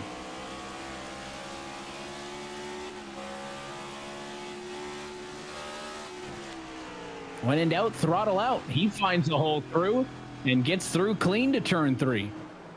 Well, sometimes you guess correctly, sometimes you don't. And luckily, that was one of the instances where hitting the throttle was the correct decision. We're going to see here Caden Honeycutt, the 17. Ryan Doucette gets turned the wrong way. And, oh, man, what a huge impact there on the inside. Nearly kind of got into where the road course section is here in the infield, but unfortunately got the tire barrier. That's going to more than likely be some required repairs for him. Indeed, it is. Fortunately, rather, not going to be required repairs for Bobby. But Bobby, I'll kind of ask you, is the car at all hurt after that contact that caused the latest yellow? I don't know, and I'm not going to check. I'm just going to try to keep track position. We were in a pretty damn good spot on the bottom, following, I think, Novak, and yeah, I think the guy outside of me got hit into me and caused me to lose control, and we went up the track, lost spots, and then in the middle of 1 and 2, people are setting it 4 wide and not lifting and driving like goofballs, so like you just get stuck in the middle of it. It just becomes kind of out of your control, and we're going to try to make a fight back. We don't got a lot of time, but you know, we're trying to make the most out of it. I know you're trying to make the most out of this race, these next couple of races, but being in the position that you're in, pretty much securely locked into the playoffs, has a lot of that preparation kind of already started for you, maybe looking past this race, past Pocono, and starting to focus on some of those tracks that we'll see in the postseason? Not quite yet, because like I still wanted to come in here and you know, try to win, get more bonus points. So, excuse me. So like, there you go. Grab your breath. Just like randomly, you know, spit goes down the wrong tube and just out. Anyways. Yeah, it happens. Yeah, I was gonna try to win this. I had an abysmal qualifying lap. Just everything went wrong. Didn't have the grip I thought I would have, and we have pretty good speed. Just run out of time. All right, Bobby, we'll let you get back after it. Best of luck. So Bobby with some work to do, 26th on the racetrack. Lights go up. Like I will say, for the cars who pitted and got the fresh tires, I didn't think the guys up front on the dozen or so lap older tires would be able to hang on, but none of the fresh tire guys have gotten higher than P11. Well, unfortunately, these yellows don't help that. You go through more heat cycles, it's going to take away some of the advantage of those fresh tires. And the more we keep wrecking, the more those guys who stay out, they're going to take advantage of that track position.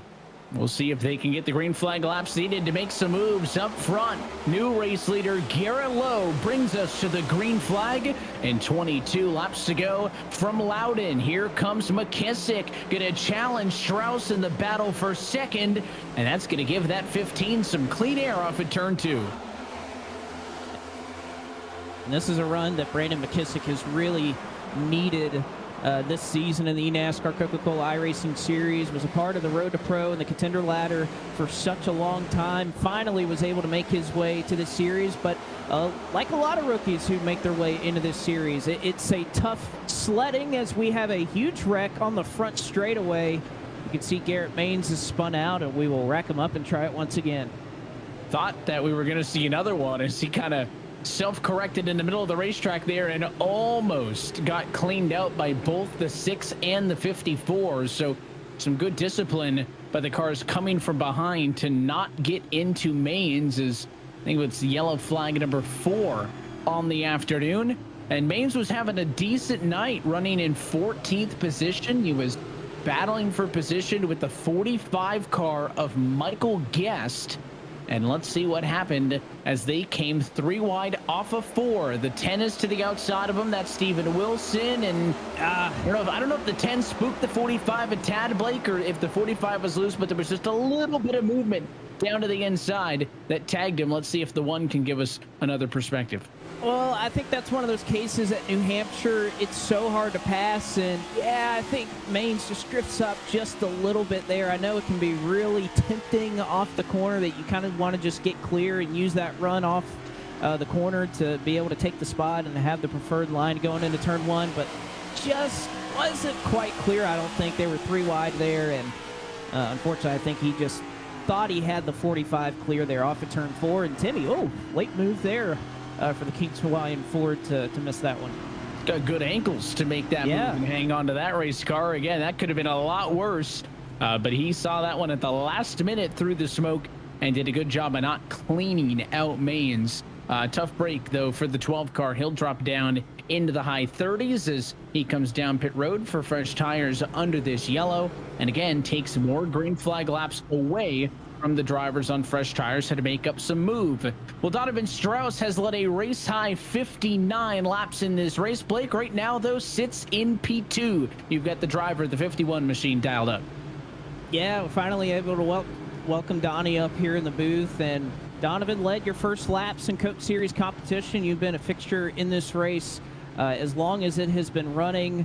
What are the nerves like here kind of running up front and knowing that at the end of this deal you have a real shot at it? Dude, I mean, it's definitely been, I mean, I haven't ran up front like this at a competitive stage on here in about just less than 2 years since I was like in the Contender Series. So it's good to be up here. It's good to lead my first laps. It's finally clicking, man. Everything's coming along. I mean, we've had a fast car all night long, especially on the short run. Gilo's definitely been a little faster than me, and he didn't even really pass me clean at all. He didn't really even give me a chance to race him. He just drove through me about 4 times. So what am I gonna do about it? So it's fun. It's good to be up here, though. It's good to be in the top 3. I'm just hoping I can finish it off and maybe get a win for everyone watching, all my friends, my family, my team, Williams Esports. It'll be a show here, but I'm hoping we can close it out. Well, given that, do you race them any different? TBD. All right, to be determined there for Donovan Strauss, running in the 2nd position, and again looking for his maiden win in the eNASCAR Coca-Cola iRacing Series. Same could be said for this driver for Letard Esports, and Brandon McKissick right now scored in the 5th position at the time. And Brandon, I know this is a run that's been a long time coming for you, much like Donovan Strauss have been so competitive on the ladder up to this series. You're finally up front with a chance to compete here. What's kind of going through your mind right now? Doesn't feel real that I'm running this far up front, because I am absolutely atrociously bad at this track, but we're here and I'm nervous as hell, can't lie, but if I don't get wrecked, it's a good night. So just want to survive the last 17 laps. All right, Brandon, we'll see if you can survive. Good luck, my man. Thanks. A lot of drivers with a lot to fight for late in this race. Forefront of it all, though, Garrett Lowe looking for his 3rd career win. Most recently, an eNASCAR Coca-Cola iRacing Series race winner on May 10th of last year at the Kansas Speedway. This restart will come with 16 laps to go. Let's enjoy it from the perspective of Jordy Lopez. It's the Coca-Cola onboard camera.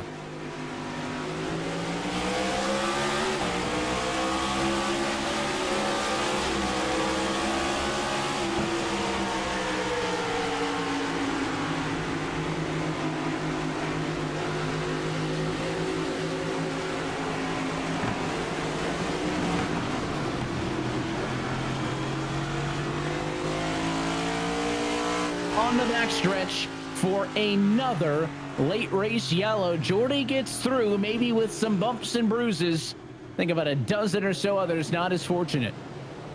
Man, I think we may have jinxed him right here. McKissick was running there, started on the outside in 5th, or was able to maintain 5th. Looks like he got a little bit loose right in front of Ryan Luza, Joey Brown. And then Luza comes off the wall, and just a ton of cars pile into that one. So, man, we just heard it straight from Brandon McKissick's mouth that if he can just not get wrecked, it's a good night. And unfortunately, he just got wrecked after running in the top 5. It was just that little twitch that allowed the 36 to go, Blank, and we were on board. But Jordy Lopez, what had happened? You've got him on the radio. Yeah, Jordy, I saw a little bit of a smile when you made it through that one. How crazy was that? Yeah, it was nuts. It kind of sucks the position that we're in now, considering that we got pole and our car long run was really good in the first stint, and it's just unfortunate. It's just the way that it goes. I'm just trying to just grab good points now and put my focus on the playoffs, because this is kind of frustrating from time to time. All right, Jordy, well, we'll let you get back after. Hopefully make up a couple more spots before this one's over. I appreciate it. Thank you, guys.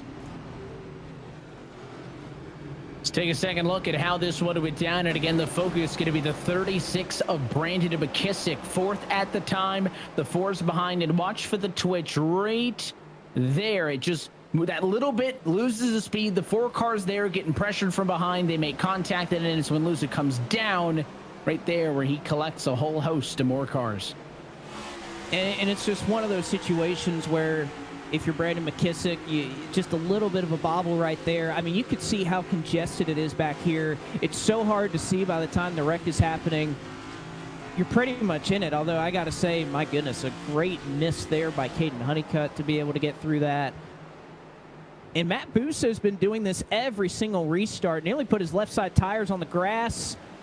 And, well, unfortunately, that's kind of what did him in. He was so low that he had no traction off the corner. There were 4, maybe even 5 wide there, and wasn't able to hold that. Hit a little bit of the brake, and it just spun around there on the apron.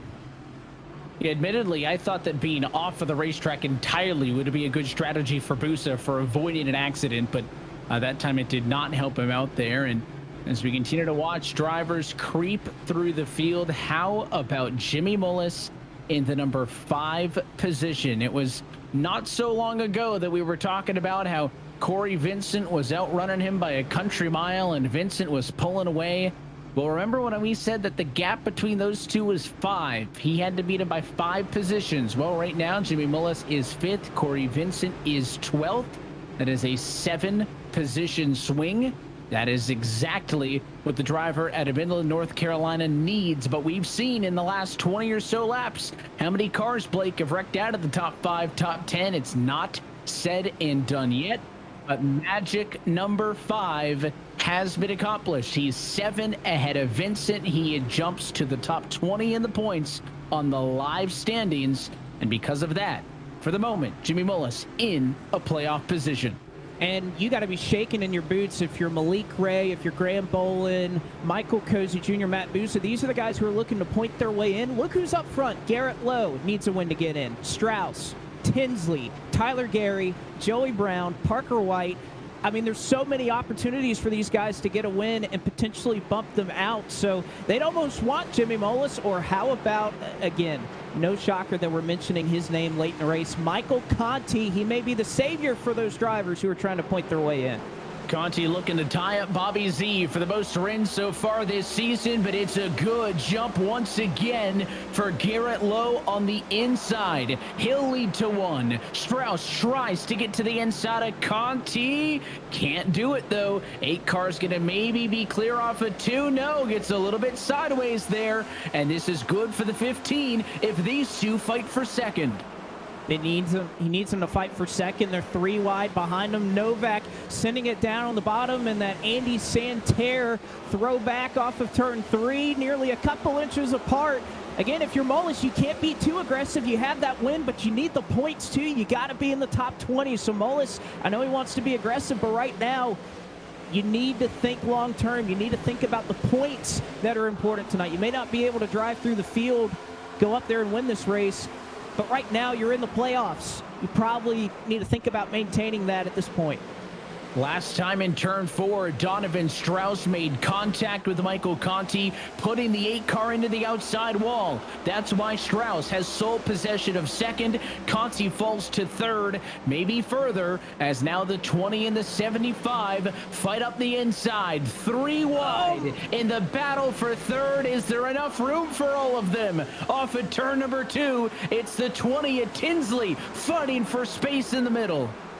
I know these guys get a lot of flack when they have, you know, a couple of these wrecks, but the fact that they have been 3 wide this close, 3 or 4 laps, that's why these guys are in the Coke Series, is they can pull that off. That was incredible stuff there from Conti, from Novak, from Tinsley, who was in the middle and was sliding all over the place. But I tell you what, Zach Novak, freshest tires of everybody up front here, and he's already trying to get by Michael Conti. That Andy Santerre throwback is really fast right now. Novak's got the better car, but he's seemingly struggling to make it get through on the bottom. It's his only option with Michael Conti parking the bus and holding strong up top, and it's forcing the 75 to be as aggressive as possible. Low 45 lap old tires, Strauss 44, Conti 42, Novak 32. He pitted on that race strategy change in yellow and is now trying to reap the benefits. No battle up front, still low, leading Strauss. The gap between those two, 0.6 of a second, as Zach Novak is clear for third with only 6 laps to go, though. Is he too far back at 1.7 seconds? Well, again, he maintained while he was side by side there with Michael Conti. So again, Novak has to be the fastest car on the track right now. He has the most clean air of anybody who has fresh tires. But I think, like you mentioned, 6 laps to go, now 5.5 laps to go. I just don't know if that's enough time, and he probably used a lot of tire as well to get by Michael Conti, so we'll see if he has enough time. He may need to rely on something to happen back here, a yellow to kind of bring him back into the fold. It may be what it takes, but is it going to happen? This battle back here in traffic, tail end of the top 10, where they were almost 3 wide. Steven Wilson outside of Tyler Gary. He'll take that spot away in the battle for the number 8 spot. For how long, though? Gary going to go right back down to the bottom as Wilson leaves it open. He's running way up top behind a couple of cars. Went out wide to the outside wall. The 33 was struggling. That was Tucker Minter. Seems to get his feet back underneath him with 4 laps to go. I tell you what, Strauss, that last lap, just a tick faster than Garrett Lowe. And, you know, the thing when it comes to how everybody races in this series, all the other drivers, they notice all of these things. We heard Donovan Strauss talking earlier. What would he do if he got back to Garrett Lowe? He didn't like the way he got by him. If he's just close enough within a couple of car lengths, is it going to be enough for him to just take a shot? And he may be able to do it. Caution's out. Caution will come with 3 laps to go, and we are headed to eNASCAR overtime. An issue with Bowden. Alan Bose split out in the grass in turn number 4 as well. What happened back there? I believe Bose may be just an innocent bystander who was caught up late, and Dylan Alt may have been the lead point on this contact, as he's got a locked up left front tire. But the big takeaway here is that is great news for Zach Novak, because he was the fastest car on track. He wasn't going to get there with those intervals. Now maybe a second opportunity. Let's see what happened to the 40 car. Yeah, Dylan Auld, unfortunately, he's in the middle there. It looks like Bowden comes up. Maybe Cozy may have moved down a little bit. He was pretty much just an innocent bystander here. And again, this is all the way back, battling for what, probably 28th or so. So way behind him. Yeah, you see he slides up the racetrack after contact with Bowden. He gets the worst end of it, but again, that changes the whole complexion of this race. Strauss was just a tick faster than Lowe. Novak has the fresh tires. Can't forget about Michael Conti either. There's the initial contact. That's Cozy and Ottinger, where this all started. Alt tries to shoot the gap. Yeah, and just not enough room for him to make it through. Whale of a hit as he got spun up to the outside wall. Alt going to be forced down pit road for damage repairs in this one. Still a healthy 34 cars scored on the lead lap, and nobody wanting to sacrifice that track position to take any additional tires, so the run order remains unchanged.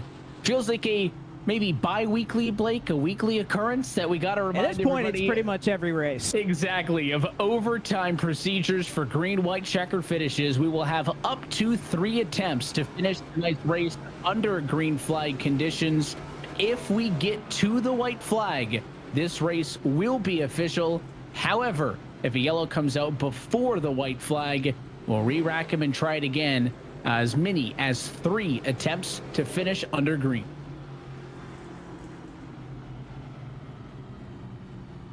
Well, we've talked about the big championship implications, the Jimmy Mullis story. Blake, I think, dominated a lot of it, and he has been able to jump up and get himself into a good position tentatively in the top 20. The big driver I'm looking at right now is Zach Novak. He has the freshest tires. He was the fastest car on track before the yellow. He was never going to make up that 1.6, 1.7 second gap. He's right there, though. He has a really good look at this. But Strauss, Lowe, especially Lowe, has been so good on these last couple of restarts. I think that might be the key, is just getting far enough ahead for P1. If they fight for second for a corner or 2, that may give him enough of a gap to hang on. Well, again, Garrett Lowe is going to be able to control this restart. He's going to be able to get a little bit of a push. If you're Donovan Strauss, you have to match that getting into turn 1. Let Lowe just have a little bit of an advantage. And if you could go into turn 1 and just be able to put a bumper to the back of Garrett Lowe, that's probably what Donovan Strauss is thinking about. But you also have that 75 car that's going to be down there on the inside in the second row.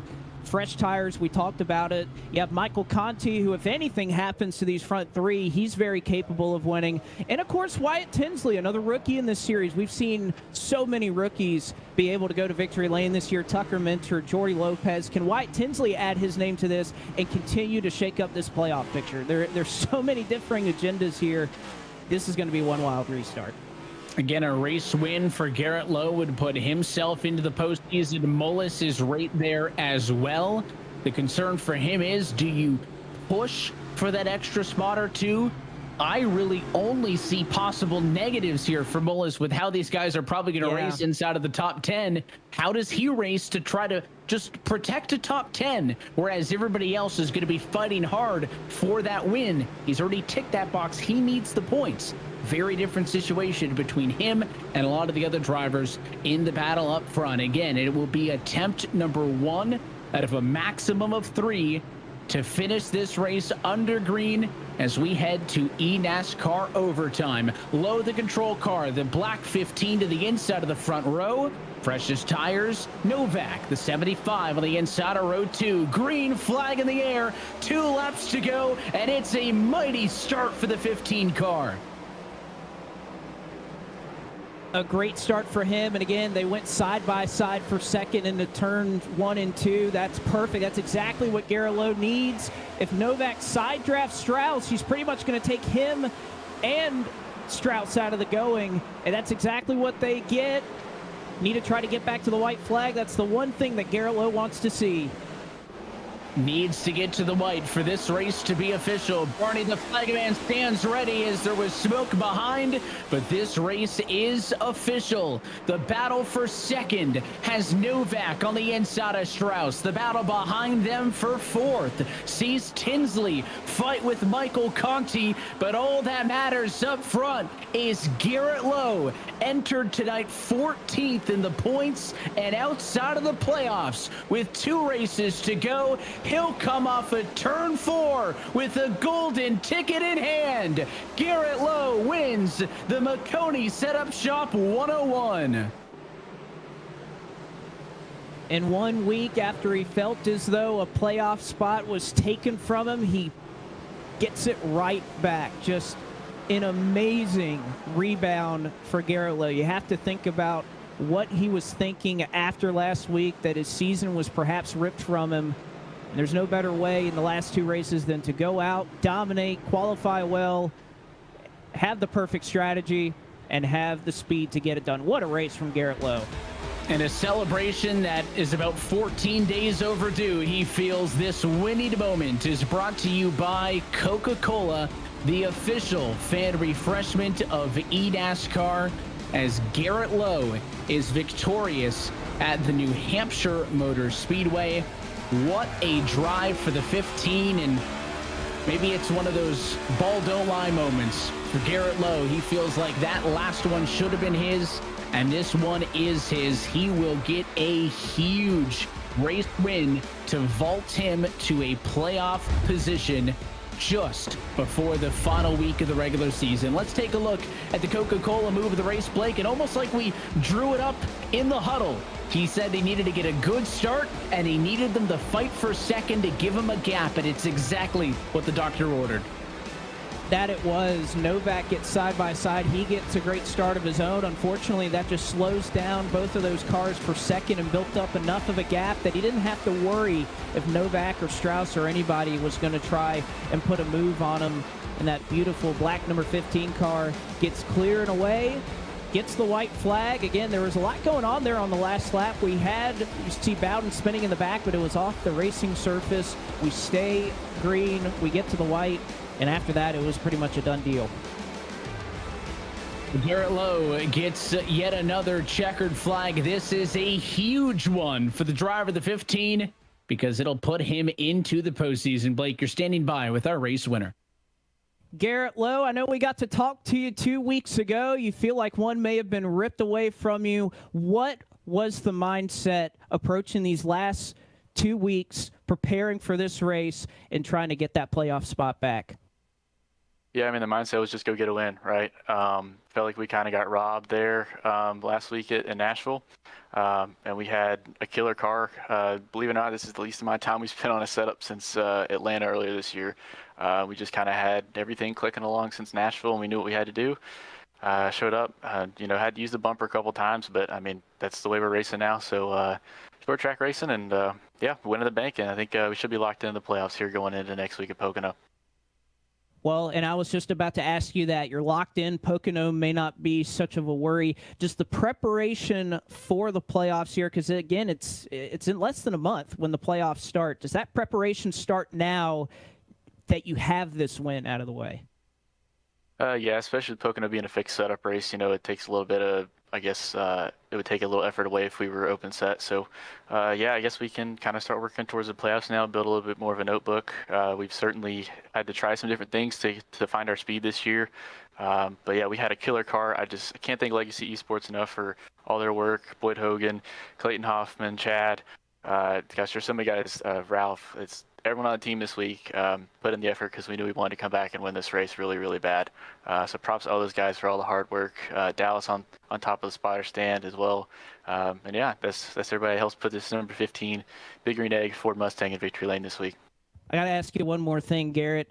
The paint scheme worked. Do we see it return at Pocono for the remainder of the playoffs? Because I got to say, I love the idea behind it. Yeah, I think we might have to stick with it. I'll see what the Jim Beaver guys want to do. It's definitely a cool scheme. I appreciate them sticking and supporting behind me this whole last 2 weeks, really. And to be able to come out in a paint scheme like this and put on a show, it's pretty impressive and a lot of fun. All is fair in love and war is what Jim Beaver Esports posted during that race, and it was certainly fair tonight for Garrett Lowe, who goes to victory lane and locks his way into the 2023 eNASCAR Coca-Cola iRacing Series playoffs.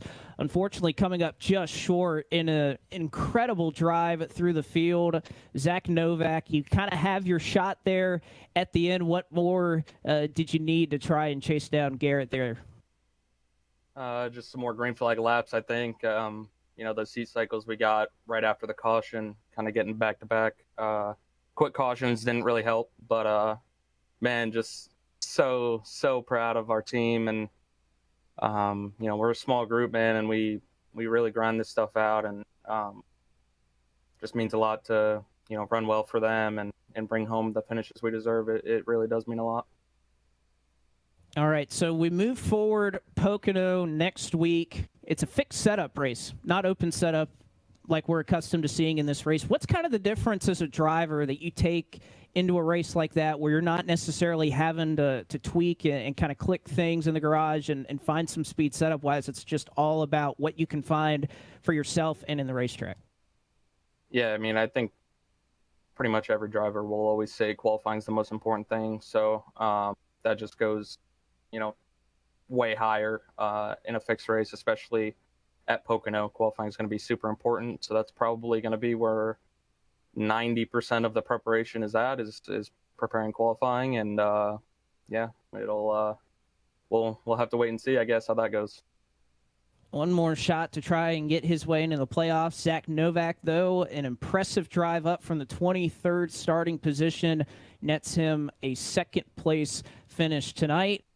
As we catch up here with Donovan Strauss, had a shot to win his first eNASCAR Coca-Cola iRacing Series race, and I'll kind of ask you the same thing I was just talking to Zach about. What kind of did you need to play out differently there at the end to be able to try and take your first win? I think when we pit under green, I think that's what separated what the advantage I had, because where we were really good was on the short run, and I believe Gilo and them, they made adjustments and they kind of caught up. But it was good to be back at the top, at the front. It was good to, it's good to be here right now. Blake, I haven't won a competitive race at this stage since 2021 when I was qualifying through, so it's good that everything's clicking. I'm almost back in the top 20 in points to avoid relegation. Shout out my team, man. Without them, none of this would be possible. I mean, to lead over half the race after being almost nowhere all season is just a statement. Everyone puts in so much time and effort. We are clicking so well. I can't thank Williams Esports, Duracell, all of our sponsors enough, man. It's awesome to be here. I know you have a great run tonight, but this sets you up in a position where if you win next week, you're more than likely going to have the points to advance into the playoffs. What's the approach next week in terms of strategy and whatnot? We talked earlier how it's a fixed setup race, but is it just all for broke to try and go for that win? We'll play it how it is, but I mean, tonight I saw my chance as the chance to get in the playoffs, and I obviously didn't get it. So we're gonna go to Pocono. We're gonna do the same thing. Hopefully, run right up front where we were, and we'll try again. I mean, we got one more shot, and if we win, we will have the points to get in. So it's been a hell of a climb. So we'll see what we can do. Regardless, it has been a turnaround this second half of the season for Donovan Strauss and the Williams Esports Group. He brings it home in third tonight. Appreciate all three of those drivers catching up with us as we take a look at our full field rundown here, Evan. And it was a big night for Garrett Lowe, who gets himself into the postseason with the race win in his Jim Beaver Esports Ford Mustang. Novak, Strauss second and third. I can appreciate their thoughts. It was quite a bounce-back night for Michael Conti, who gains 29 spots en route to a P4, with Wyatt Tinsley rounding out the top 5. How about Michael Guest started 39th, ends up in 10th. That's as much of a climb as you could pretty much have. But yes, Conti and Michael Guest there, some incredible runs for those couple of drivers. We see a couple more back here. Again, a lot happened on that last lap. I think Vicente and Garrett Baines even flipped there on the last lap. So we had a little bit of a shakeup of the running order outside the top 10 and down into the top 20. And Jordy Lopez Jr., a big name, to point out, who was just there in 20th position, who started on pole and led that one lap. Things just didn't come together for him in the second half. And, guys like Keister and Busa started off well. They weren't able to kind of put the whole thing together. And then, of course, the drivers to the back of this, Justice wrecked out early, and issues for the likes of Luza, Ray, and Alt mean that they do not get the scheduled distance and finish this one behind the wall in the garage. 13 down, Blake, 1 to go. It is a fixed setup showdown at Pocono Raceway, not in 2 weeks, but next Tuesday night, where we will finalize the field of 10 who will fight for the championship in 2023. A quick turnaround here. Again, that's why it's a fixed setup race. These drivers don't have to practice and test and do all of the things they usually do in a 2 weeks at a time. It's just 1 week, but again, so much pressure on these drivers, with now Garrett Lowe and Jimmy Mullis in, as of now, into the playoffs. That only opens up 2 spots right now that are in on points. That could change to 1 by the time Pocono's all said and done. So much pressure on these drivers. This is it. This will be it, and you are not going to want to miss it. We hope that you join us in 7 days' time. But until next time, that is it for us here tonight from New Hampshire Motor Speedway. On behalf of our entire team at iRacing, NASCAR, Coca-Cola, everybody behind the scenes, and for your broadcast team tonight. For our Countdown to Green counterparts of Camille Salazar, Hadaway, and Alan Cavana, for myself, Evan Pasoko, and for Blake McCandless, I want to thank you all for tuning in and congratulate the driver who avenges what happened just a few days ago. It's Garrett Lowe back in victory lane and on to the playoff grid in 2023. The road to $300,000 rolls on next week on Tuesday, August 1st from the Pocono Raceway. That race and every race of the 2023 eNASCAR Coca-Cola iRacing Series can be found exclusively right here on the iRacing Esports Network and streaming live at eNASCAR.com. Till next time, good night from Loudon.